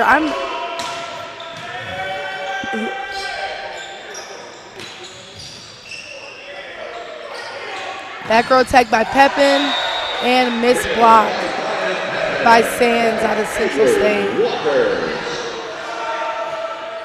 All right, Central State cannot let Edward Waters get any closer. Well, and this is where we're going to see how the mentality is being played right now. Because in these situations, when it's been the other side, Edward Waters has done everything they could to keep Central State from catching up. But Edward Waters is helping Central State right now with the net service. Yes, because that's good because they keep choosing these ace topspin serves. Listen, guys, you guys have 25 points to win a championship. Just float the ball over the net.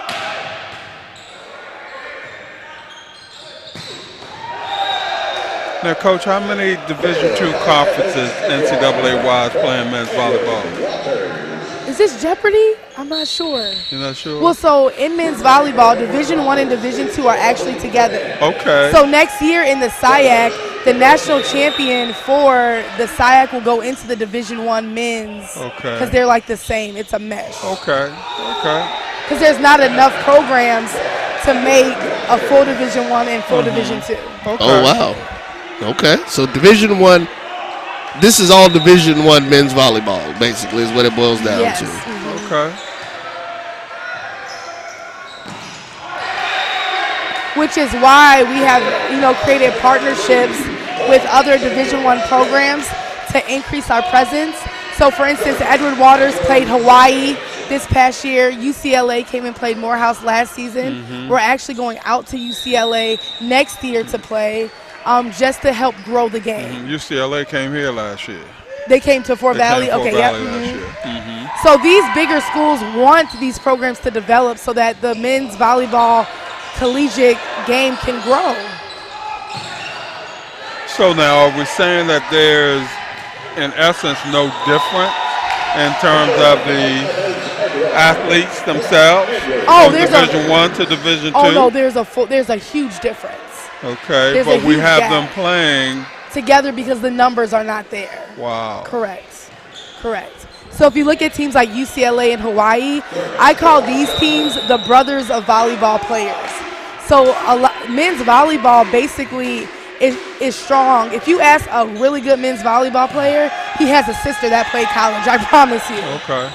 Because that's how they were introduced to it. And now, is this another question that goes along with that one? We see a lot of hype. Is this a lot of players that maybe were not able to continue in basketball or didn't, or a lot of these kids in there? And that's the point I'm trying to make. So if there's a high school basketball player who feels like they should have been Division I but not really getting the offers they want, switch to volleyball. Those offers will be there for you, and you'll find that you have more opportunity with the sport change. But again, it's the access and having people like myself to speak to and understand that switching is an opportunity and how, this could really be a great career path. Yeah.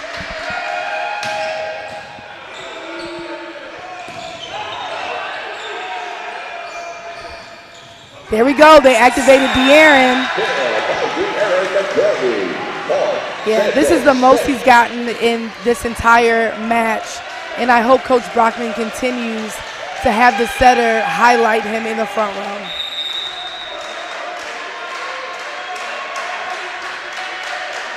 Frank to serve. Went with the top spin. Ingram passed it up. The setter is out. A libero set and execution. Systematic volleyball on Central State. Cameron Lee choosing the tip, and it's right there. So Cameron Lee just exposed this communication issues that we keep speaking about Edward Waters. You had 3 players. They're all right there. But no one said a thing. No one showed any type of go for. And it's an easy kill.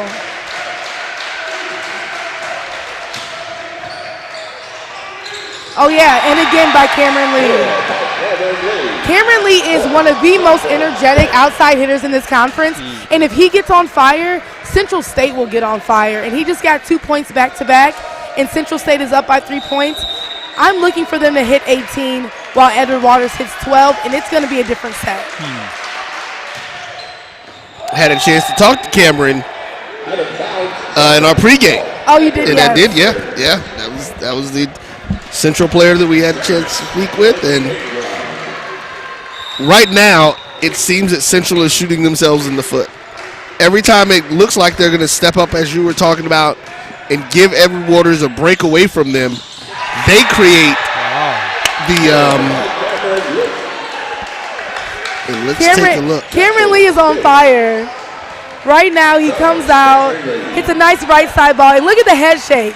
Yeah, he's giving Edward Waters that same heat, and I love it. Wow. Net serve, communication error between 21 and the libero. 21, if I'm Coach Ford, get out of the way. Your libero has a different jersey for a reason. That is his ball, and the libero should have the strength of speed and confidence in his space to charge into that and not second guess himself. But then Central State gives him a missed serve after all that coming back, just exactly like what you said, Roy. This is going to be this is going to be the key for Central State right now. Right now, they're in that, as I was talking about Edward Waters the last 2 sets, they're in that zone. They smell 20. The key is can they smell it before Edward Waters starts to smell it again? Right. So basically what's going on is there in the SIAC, you cannot sub. It's a 1-entry sub. So if number 21 started out on the bench and came in the game and then subbed out when he got injured, he cannot come back. Really? You cannot come back. Oh, in the game at all? Correct. Well, so is that in this particular set or just period? In the rules for for the rest of the night, or that means he's just done. This set. Just this set. That's what I was wondering. Yeah, okay. he may be done. He may be done because he was a middle, and if he started, so you can't get injured and go out and come back, and that's it. Correct, because there was a substitution. So in this division, if you start out on the court, right, you're one of the starting 6, and you sub out, you can come back in. But if you sub out again, you're done for the set. Wow. And that looks like it may have happened. He's talking to Coach Ford. They look confused.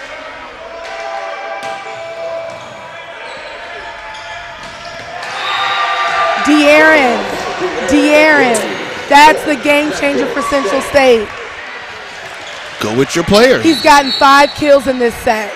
And that's exactly what they need. Now with him in the back row, they have to hold their ground. Make your serve, De'Aaron. There you go. Easy float serve. Attack by Pena. Pick up by Lee. Oh, and Carlos swung into the net. Well, there's that 18. I know, but it's for Central State though. So no, I know. That's what I'm saying. This is where we see where the mental toughness stands in.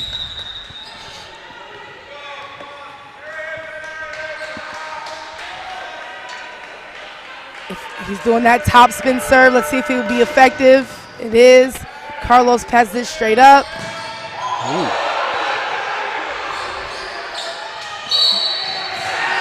Net call on Edward Waters. Point Central State.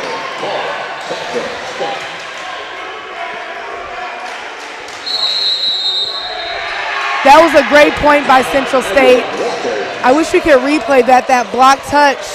Let's see what we have here. It was a dig. Let me see. Maybe I can get it in there.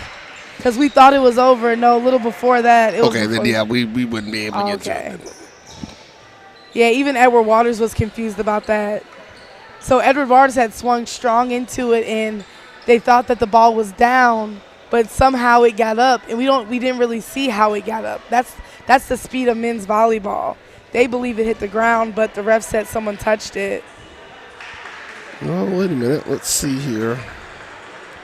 Is this it? No, that was Cam's. That was before. This is after that point.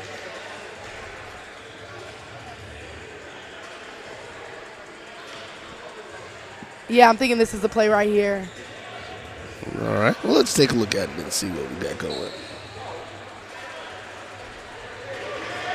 Yeah, here we go. So block. And then this swing. Oh, no. It's okay. Man. All right. Well, we'll see if we can. But it's okay. But Central State has momentum. Carlos Pinto to serve. Again, he's one of the most effective servers for Central State. When I say effective, that means, he's consistently getting it in, and that's what they need right now to clinch this .20 and get a 5-point spread from Edward Waters and make this championship hard to work for. Cameron Lee with the dig. Pursue! And Victor tried to pursue on that. I got a little excited. Yeah, we saw it. Those pursuit plays are crazy. Only the best liberos can get that in. Victor being libero of the year, he's done it multiple times. Pursue is when you can go around the net to the other side, and as long as you pass the ball back outside that antenna to your court, you can play it.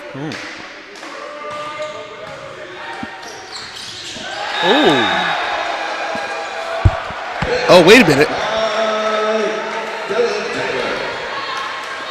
Yeah, that was an overpass they did by give it to Edward Waters. Okay.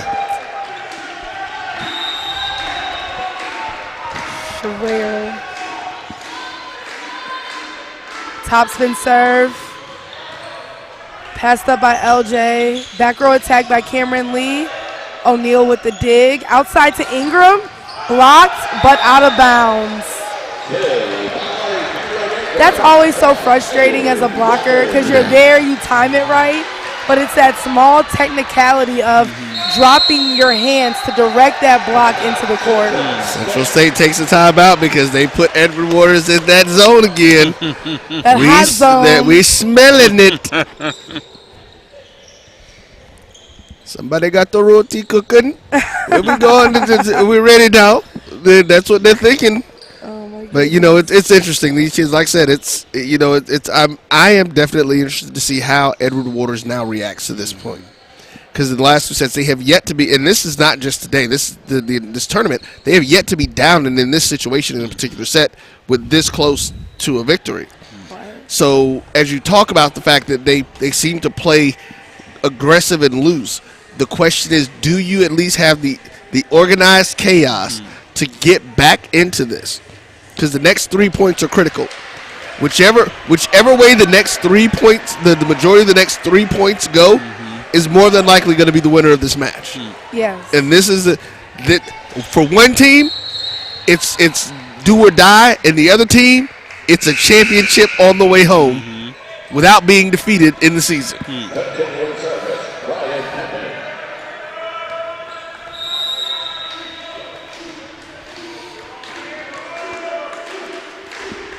All right, top spin serve by Brian.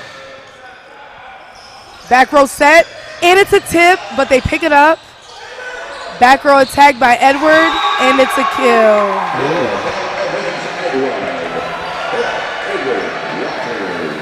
All right, tie game, 1st to 6 will determine the set. If it's Edward Waters, then that's the championship. Brian Pepin back to serve again. I'm pretty sure he's going to use the top spin option. Let's see if he can get it in. Serve to libero. LJ with the tip. That's easy. Libero set to Ingram. Double block by Central State. Free ball. And Central State takes full advantage of it and shoves it down. That's really good by Frank. All right. Well, there are 2 of these points. Let's see who gets the 3rd. Top spin to Ingram. Libero set to the outside, Cameron Lee. He chooses line, they dig it. Back row attack by Pepin in the net. And it's in the net. So if I'm Coach Ford, I'm like, Brian, get the ball over. You know that you already started so far in the middle back. You're hustling and running, trying to get there. And you're swinging low, and the net is there. Yeah, just get it over so we can defend the ball. Top spin served by LJ. Tapes the net, but over. Back row attack. Block touch, but they could not recover it.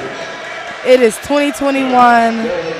Central State leads with Dylan to serve. They're trying to get him a serving specialist in, and it looks like that's exactly what they're going to do. And they're going to go with Victor Juarez. His job is to get the ball over the net. That's it. He hasn't played all game. He just needs to get the ball over the net. And he does. That's exactly what Coach Ford wanted. But Cameron Lee goes and puts it away. And as you see, Dylan is going to come back. Or no, because he can't. The libero. So the libero is going to go take him. And so then when it's time for Dylan, the original middle, to go back in the front row, they'll substitute.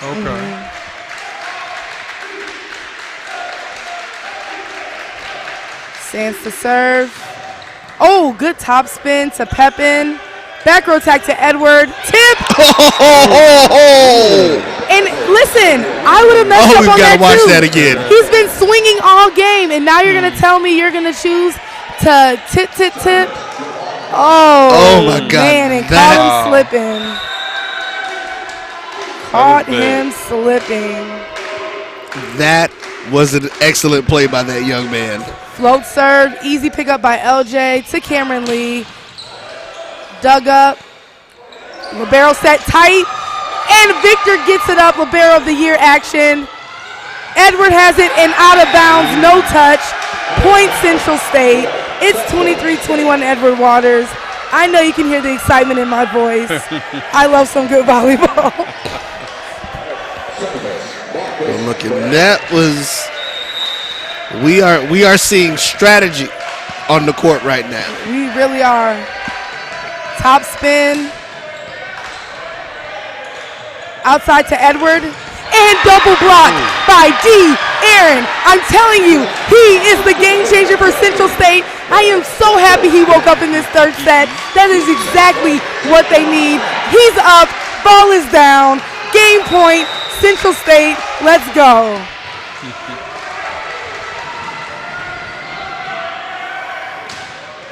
Top spin to Ingram. Back row. Oh, out. But a touch.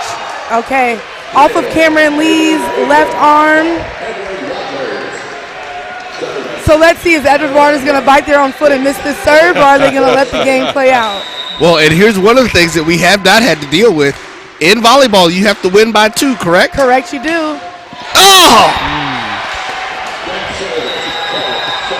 Did I call it or did I call it? Yes, you did. All right, so if I'm Coach Brockman, I'm going to tell my setter to keep De'Aaron active and keep the momentum. And we got to see if Edward Waters can push through a loss because they're not good after they lose. We know that much. We'll be back as Central State takes set number 3 by the score of 22-25 right here on the Black College Sports Network. This is the Dean of the College of HBCU Sports, Kenyatta Cavill of Dr. Cavill's Inside the HBCU Sports Lab with Mike Washington and Charles Bishop. Come mix it up in the lab where the course lecture is in session every Tuesday from 6 o'clock p.m. Central Standard Time on Facebook Live, YouTube Spreaker, or the BCSN app. As we discuss all things about the HBCU sports culture, including exploring the week that was in the sporting HBCU diaspora. as well as the upcoming week of HBCU sports. With me, the Dean, the College of HBCU Sports, on Dr. Cavill's Inside HBCU Sports Lab with Mike Washington and Charles Bishop. Course lecture dismissed. This is Brian Fulford. AD Drew and I are co-hosts of the BCSN Sports Wrap. We talk about all things related to HBCU athletics. From the games, teams, coaches, and fan interest stories, we cover it all. You can find our shows on Facebook at BCSN Sports Wrap, YouTube at MyJBN Online, and everywhere you listen to podcasts like Anchor, Spotify, Google, and Apple Podcasts. You can also find the show on the Jericho Broadcast Network's app. Make sure to download. We look forward to you joining the conversation and being a part of the show. It's never too early to plant the seed, to share the tradition, and instill a sense of pride in your HBCU with your little ones. HBCU Pride and Joy Children's Boutique helps you share your school spirit with a wide selection of adorable kids' apparel and accessories officially licensed from your favorite HBCU. Visit hbcupridejoy.com and follow us on all social media at HBCU Pride Joy on Facebook and Twitter. Some carriers. All right, and welcome back to HPE Arena here on the campus of Fort Valley State. As you see it on the screen, 2-1, Edward Waters lead, but Central State fought back and battled in that third set to extend it out. And now let's see what happens from there. Coach, again, we're going to put you in your shoes on each of the coaches. What are you telling your team as they come out? So if I'm the Edward Waters coach, I'm telling them that they have to execute and chill out and not celebrate because they are on our heels and they're coming for us, and we have to stay focused. We have to act like we're down all the time. I know we've been 10-0 in conference. I know we're regular season champs, but right now it's a whole different season, and we have to pull through. Everybody's 0-0 at the start of the playoffs. Correct. And if I'm Central State, I'm telling them, hey, don't get too excited. That may have been luck. We got to refocus. We know what we did right these last 3 sets. We know what we did wrong, and we have to make it better. Get the ball to De'Aaron. Shut down on the block. And that's really what the difference was between sets 1 and 2 in this final third set. De'Aaron had a huge role to play in that. And I hate to say it and put a game on a kid's shoulders, but that was our game changer last set. Well, listen, I mean, that the players are the players. We give out season superlatives because others stand above the rest. And so if that is, like I said, if that is your best player, it's the last game of the season. Show out. Rest comes right after that last whistle blows. Listen.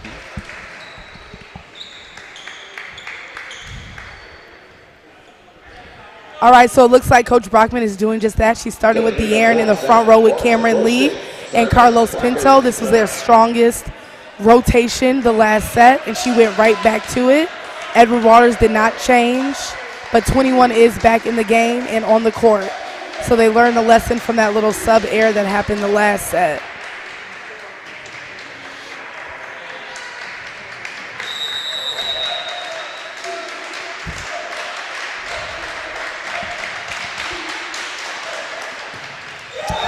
Another topspin serve in the net. They got to stop with this malarkey. If they're not going to execute it right, I'm in the championship match. We're already down a set. I need us to have the opportunity to compete, and that starts with the serve going over the net.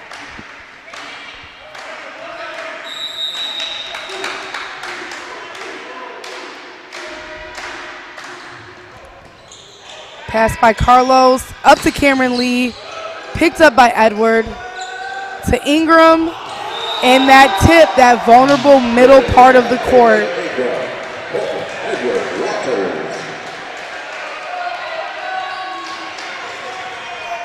So 2-0, Edward Waters with the lead. They got to get a side out here. You cannot let this team get momentum. And conversely, I'm sure that's one of the things that Coach Ford said to her team. Let's get out and run. Let's run away with this thing like we been doing. So that's the second tip option that Edward Waters has had in this last 4 points. I'm starting to think that Coach Ford told them, just tip. get them on, get their defense weak and save the swings because they've been digging it up. De'Aaron with a one-handed block. Crazy athletic. If you look at the Edward Waters players, that energy is low. This is not how Edward Water looks. Yeah. Even the bench is quiet. Correct.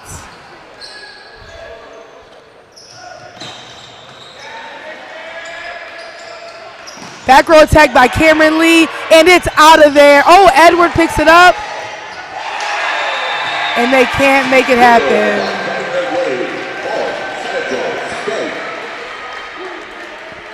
Cameron Lee is one of the best 6 rotation players I honestly feel like we have in the SIAC conference. If we're talking about all-around player defensively and offensively, plays both sides of the game, you can't get any better than him. Block touch out of bounds. Central State couldn't run it down. Service, Kaelin Ingram.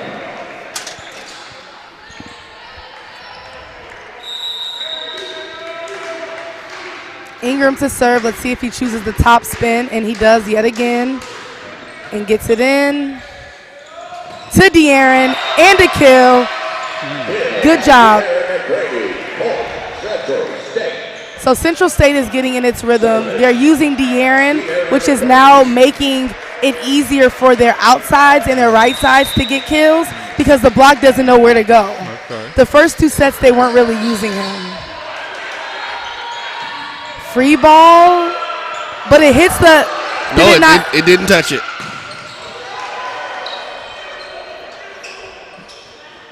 Roll, easy pickup, outside to LJ. LJ, cross shot. Brian Pepin tries to run it down. Wow.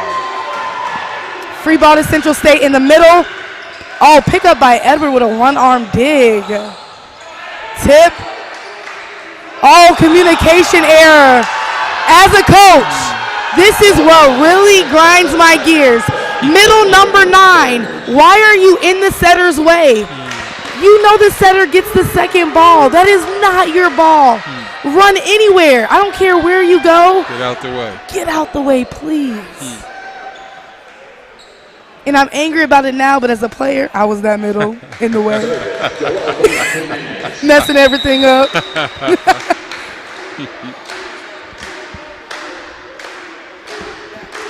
21 to serve.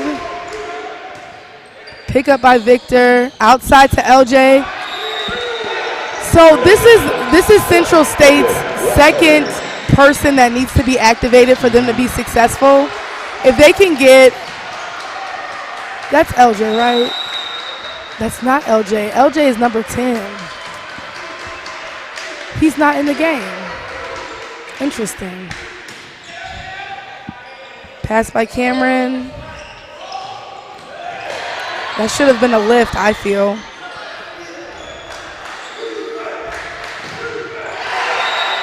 Block and out.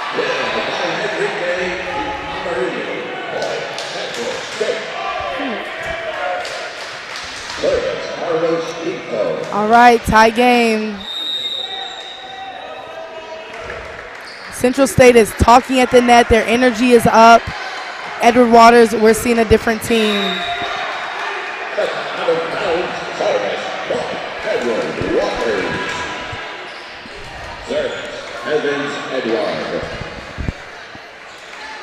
Well, they are getting it in, but in a match like this, you don't want to give your opponent anything.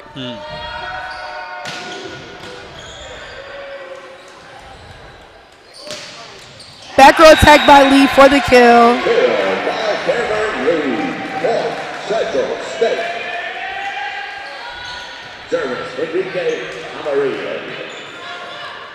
Henrique to serve.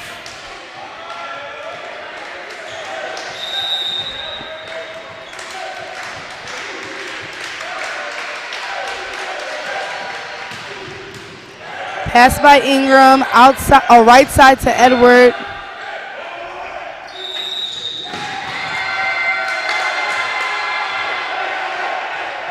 What did she call? I saw the kill by Cameron. Apparently there was some type of net violation that occurred.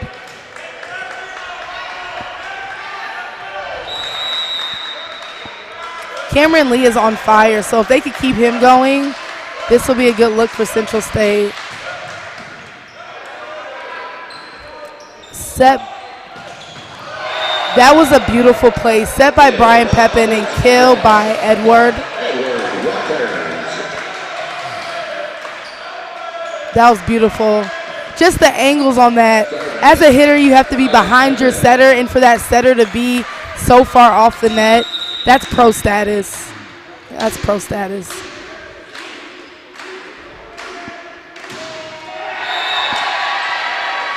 Miss serve by Pepin. Seems to be getting frustrated. So Edward Waters being an emotional team is good when they're good, right? But when it goes the wrong way, so they can also defeat themselves, and that's what it's starting to look like. Top spin serve. Into the net.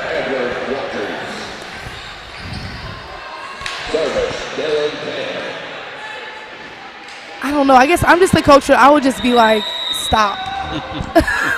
Just get it over the net.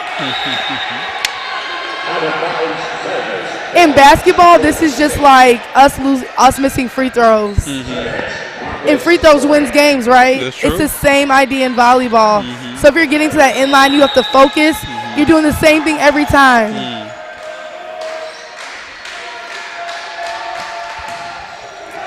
And another top spin miss serve. This is the part that's interesting to me, is that they're keeping each other in the game with the net serves. You know, nobody's able to move forward because every time you get a little bit of momentum, you're into the net. And if the point of that strong top spin is to get aces, but if you're getting more errors than aces, as a coach, you got to put them on the floor and just say serve normal. Another kill by De'Aaron, hyping up the team. De'Aaron McCraney and Cameron Lee have really been the energizers of this Central State team, this set and the last set that they won.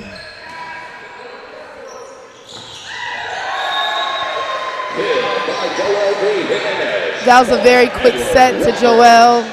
The block wasn't even there to be ready for it.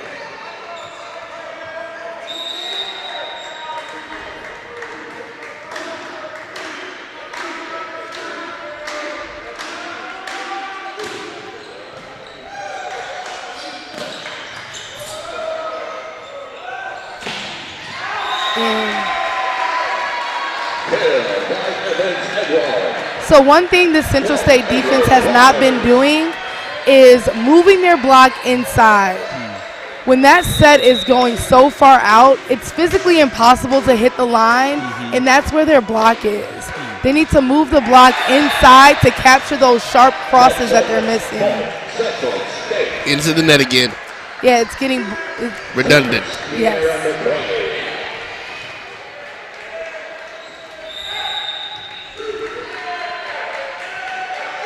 Good, a nice easy float.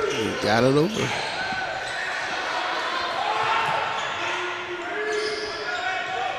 Deep corner free ball. Made them scramble. A short. Cameron Lee picks it up to the middle, swings into the net.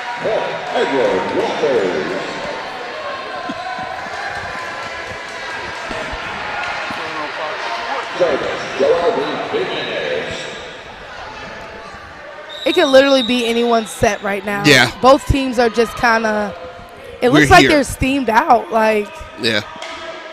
Another top spin serve. Makes it over. Cameron Lee passes it up to the outside. Tries to tip. They pick it up. So it's a tip by Carlos Pinto, and apparently the referees are saying that it went off of Edward Waters' hands before going out of bounds. So it's now 12-12. Each team has missed, what, 3 serves in a row? Yeah. Let's see if we can get a game going.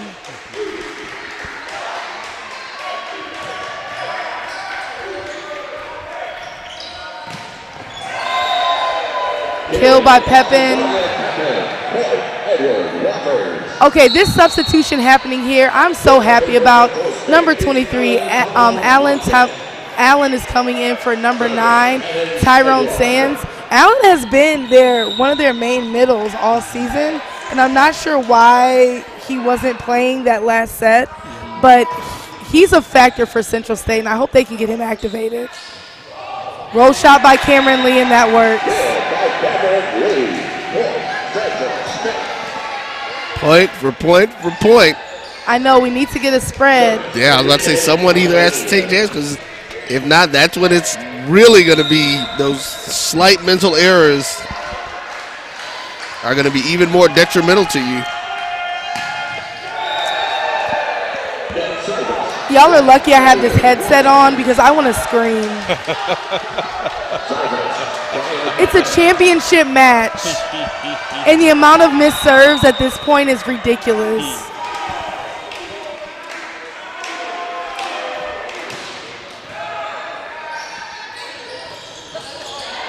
Good swing by Allen. Free ball. See if they're going to put it away again. Give it to your middle. Outside. And Cameron Lee with the banger. Cross court. Libero O'Neal could not take the force of that ball. O'Neal is great reading the ball. He was exactly where he was supposed to be, right outside his blocker's hand. But Lee came with that force, and sometimes it's so hard that the ball can literally fall through your platform in between your arms. And that's exactly what happened here. Allen to serve. Tip picked up by Cameron Lee. Back to Cameron Lee. He throws it deep for a deep corner tip. However, he missed it by a foot, and point to Edward Waters. Just like Cameron Lee just did by throwing it those deep corners, those are vulnerable areas in volleyball. So if you don't have a set that you feel you can wail on, that's where you'll go and you'll get a point. It's not always about the hard hit. Now he's going to swing. Activate your middle or dump. Very good idea. Very good idea.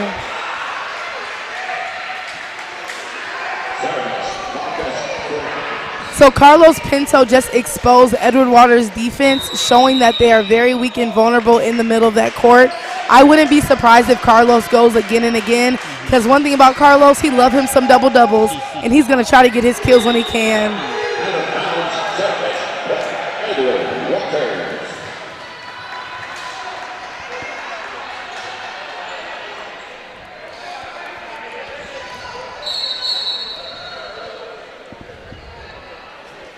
Returning for Central State is LJ Novakovic. Service, Juwan Capelli.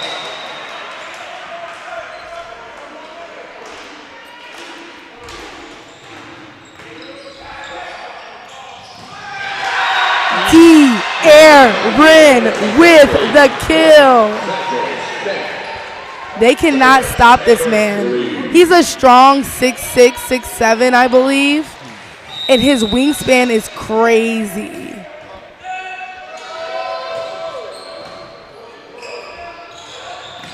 Net ball. Oh, yep, net violation on Central State as well. Kaelin Ingram, Edward Waters. Kaelin Ingram.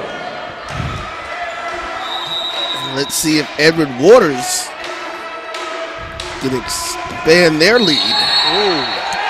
Oh, wow. And when Central State could have took advantage of the missed serve by Edward Waters, so what they just get happened? called on a rotation error. So Central State runs a 6-2, meaning that the setter is back row. Okay. When the other team is serving, you do not want the setter to take the first ball, so you will push the setter up. However, that setter has to stay behind the front row players, and the front row player that comes to pass has to be in front of the setter. So it looks like there was a little overlap issue on Central State. That's a frustrating part. That's a focus thing. That mental fatigue sets in, they get out of position.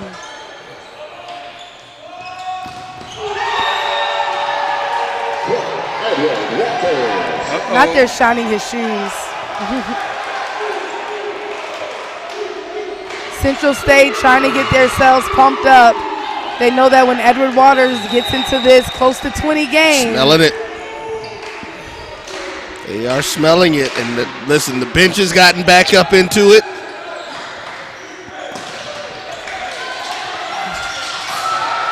Ingram with the rundown. It is championship ball. Get on the floor. Middle. That's too low of a set for De'Aaron. Oh, but they get a tip. Too deep corner.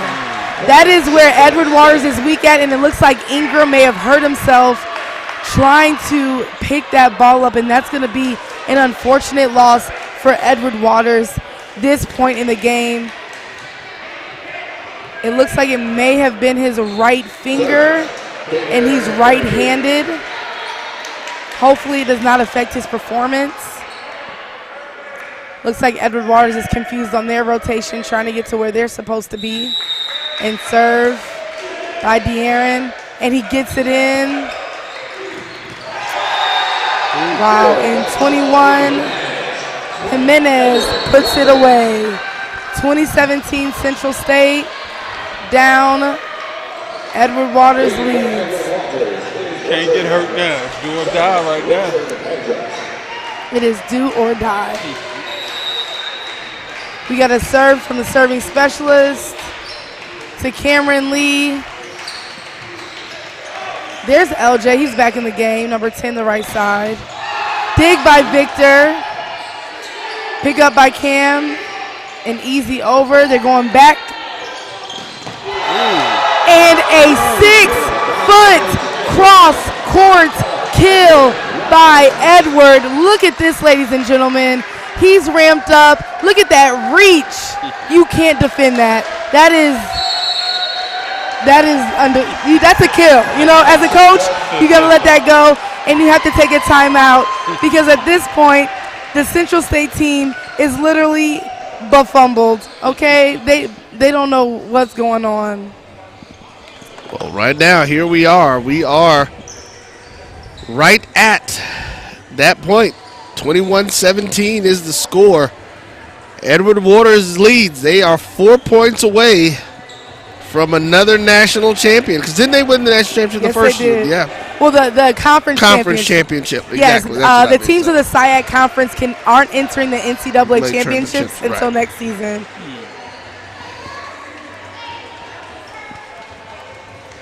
So we're getting there. Now we see.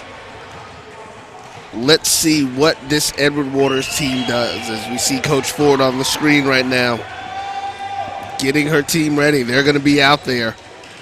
I'm noticing that the bench isn't really saying anything. They're just kind of there. Oh, well, there it is. And as soon as I say it, they ramp it up. That was probably out, but Cameron Lee went for it. We'll see if they can do something with this ball. To Brian Pepin, and a kill by Allen, number 23. But here's the question. Right now, Edward Waters has the 3-point lead. Yes. Are they going to give up those points without scoring? This is where the toughness and the mentality that we talked about, being able to continue to press forward, even in mistake situations. I don't know. Edward Waters is like a Cracker Jack box. You never know what you're going to get out of that bad boy. Just digging. So we're about to see. Serve to Brian Pepin. He passes it to Edward for the kill. He's the LeBron of this league. Okay. If he gets the set that he needs, his verticality is crazy. It's hard to stop him. But now he's back row, so you know that they're going to give it to him in a back row attack.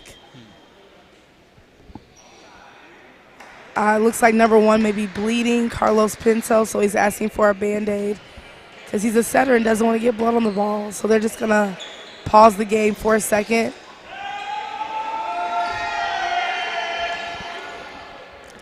Edward Waters is 3 points from clinching the SIAC championships. And right now, Coach Ford is probably telling them, breathe. Don't swing away all the time and make the smartest decisions. because instinctually everyone from Edward Waters just wants to swing hard. As they wrap up Carlos Pinto over there. Me and my being a physical therapist, I know it's not broken or anything, so he's probably just bleeding, scratched himself. I hope that doesn't mess up his setter hands. Okay, he did his Hail Marys as he walked on the court.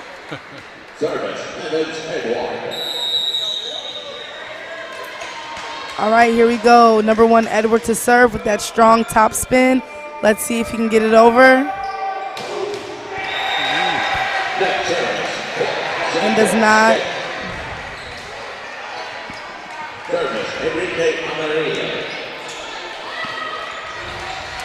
So as you see, they have number 1 Edward in the back corner because your best hitters are not always your best passers. If I'm Coach Brockman, I'm saying get him the ball back there. And that's exactly what they tried to do.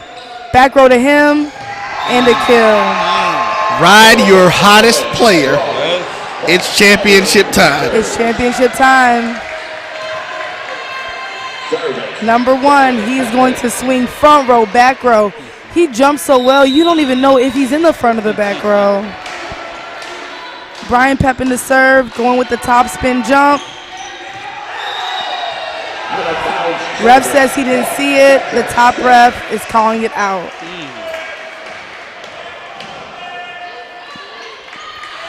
But Edward Waters is 2 points away from a conference title.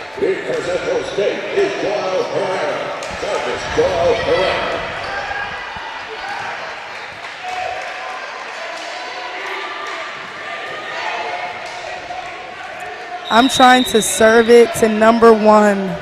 I'm trying to do a deep float to number 1. There you go. Oh, they're going to go right to him. And they block him, but Edward Waters picks it up. Back to him. Cross court.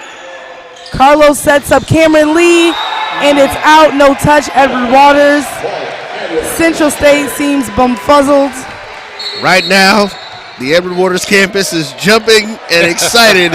It is game point in the SIAC Volleyball Championships.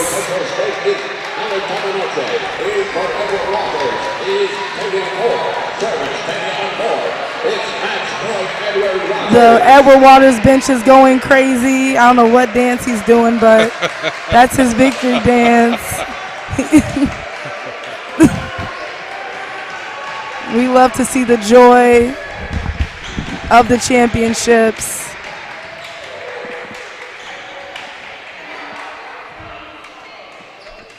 What's going on over here? Oh, they missed the side out. They missed the sub.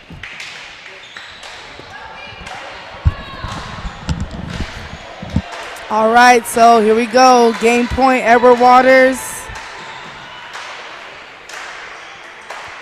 These young men are excited, excitable. Top spin to the libero, perfect pass to De'Aaron, as they should. Tight ball to Lee. Touch on the block from Edward Waters. They're going to go back to Edward. And it's dug by Carlos Pinto. Offset to Cameron Lee. Dunk! And put away by De'Aaron.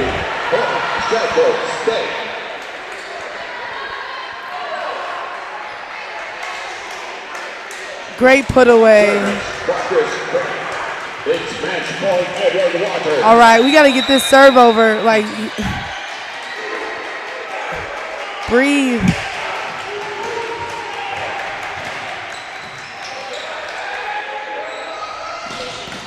Great dig. Oh, that's a double. And that's the game for Edward Waters. Great job, Central State. Great game. Edward Waters came through with the victory. They did. As you see them celebrating, I am going to head down to the court so that we can see about getting some words. Yes. Yeah. Talk to him.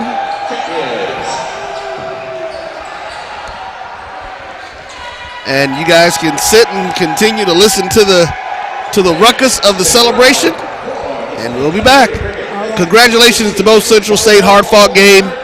But Edward Waters is your 2023 SIAC Men's Volleyball Champions. We'll be back. Well, we're not going to go anywhere, but we'll be, just stay tuned. We'll be more conversations.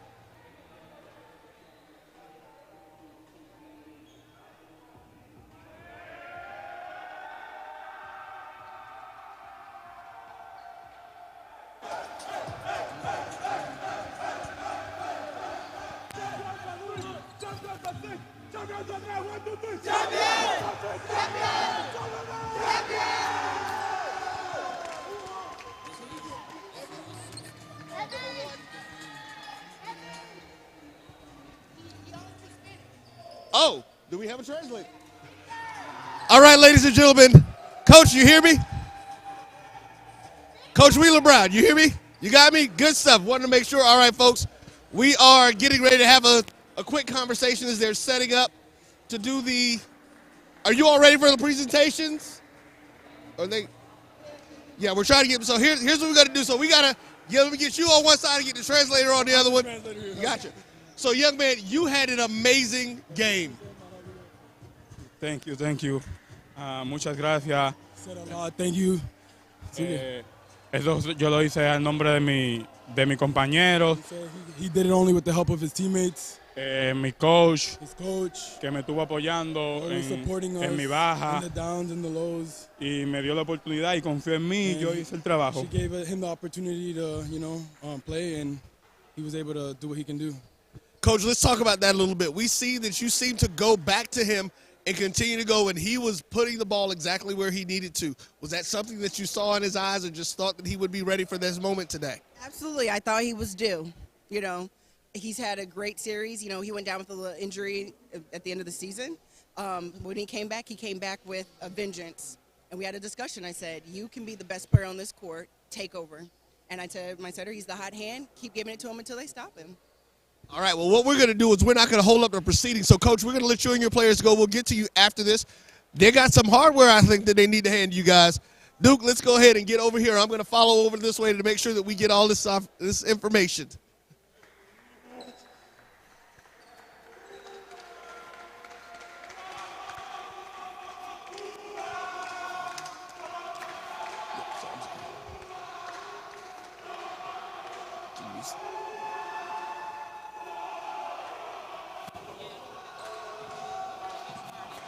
No, I told y'all to go ahead. I told them I'll wait till y'all are done. Yeah, that's fine. We'll wait on.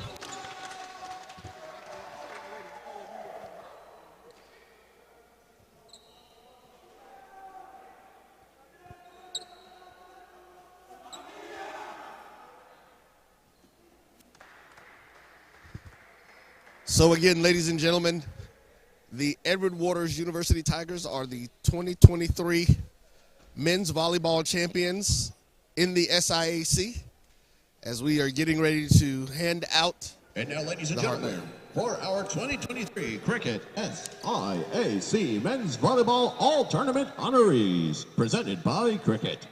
Ladies and gentlemen, please direct your attention to center court for the All-Tournament Awards presentation. When your name is called, please come forward to be recognized and accept your award.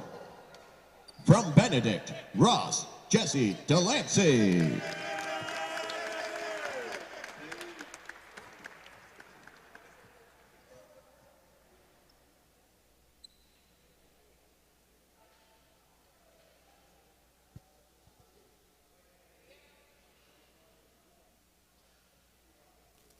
From Central State, Victor Scherer.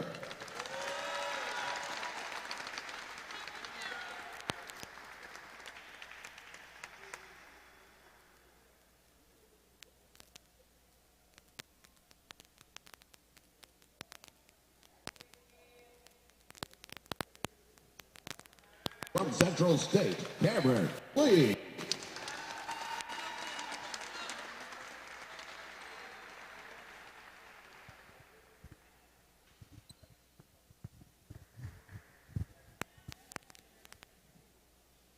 From Edward Waters, Jawad Capellan.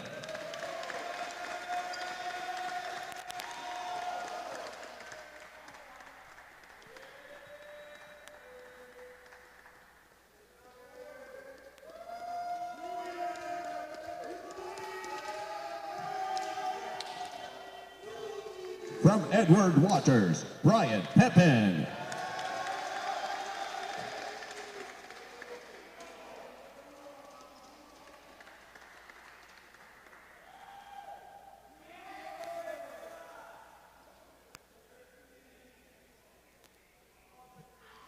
And your 2023 SIAC Men's Volleyball Tournament MVP from Edward Waters, Evans Edward.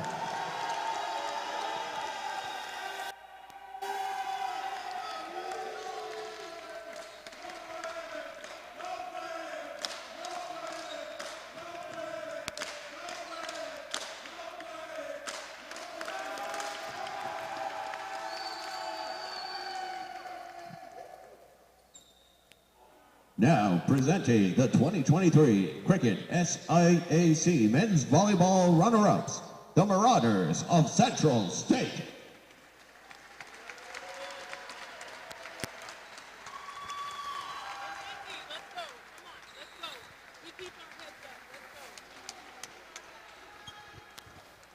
It's Coach Brockman letting her team know to keep their heads up. They have nothing to be ashamed of. Great run in the season.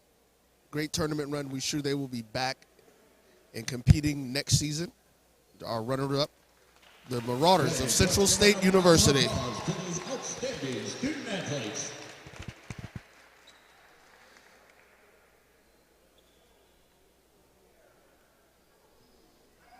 Now presenting the 2023 Cricket SIAC Men's Volleyball Champions, the Tigers of Edward Waters. And once again, the Edward Waters Tigers are conference champions. Conference champions.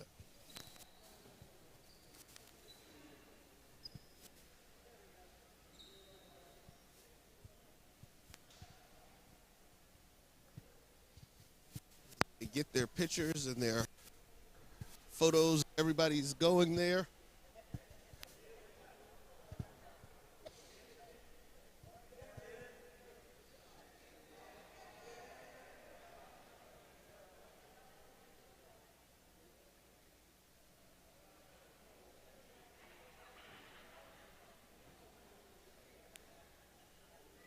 And Coach and AD Rich, if we could have all of you guys actually come forward this way, the whole team, get all of you guys come this way with the trophy. Whoever got the trophy, come up front. Coach and AD Rich, come on in here. I'm going to be looking right up here this way, everybody. Let's make sure we speak to everybody. We are live streaming the event. So to the Edward Waters Men's 2023 SIAC Champions. Congratulations, fellas.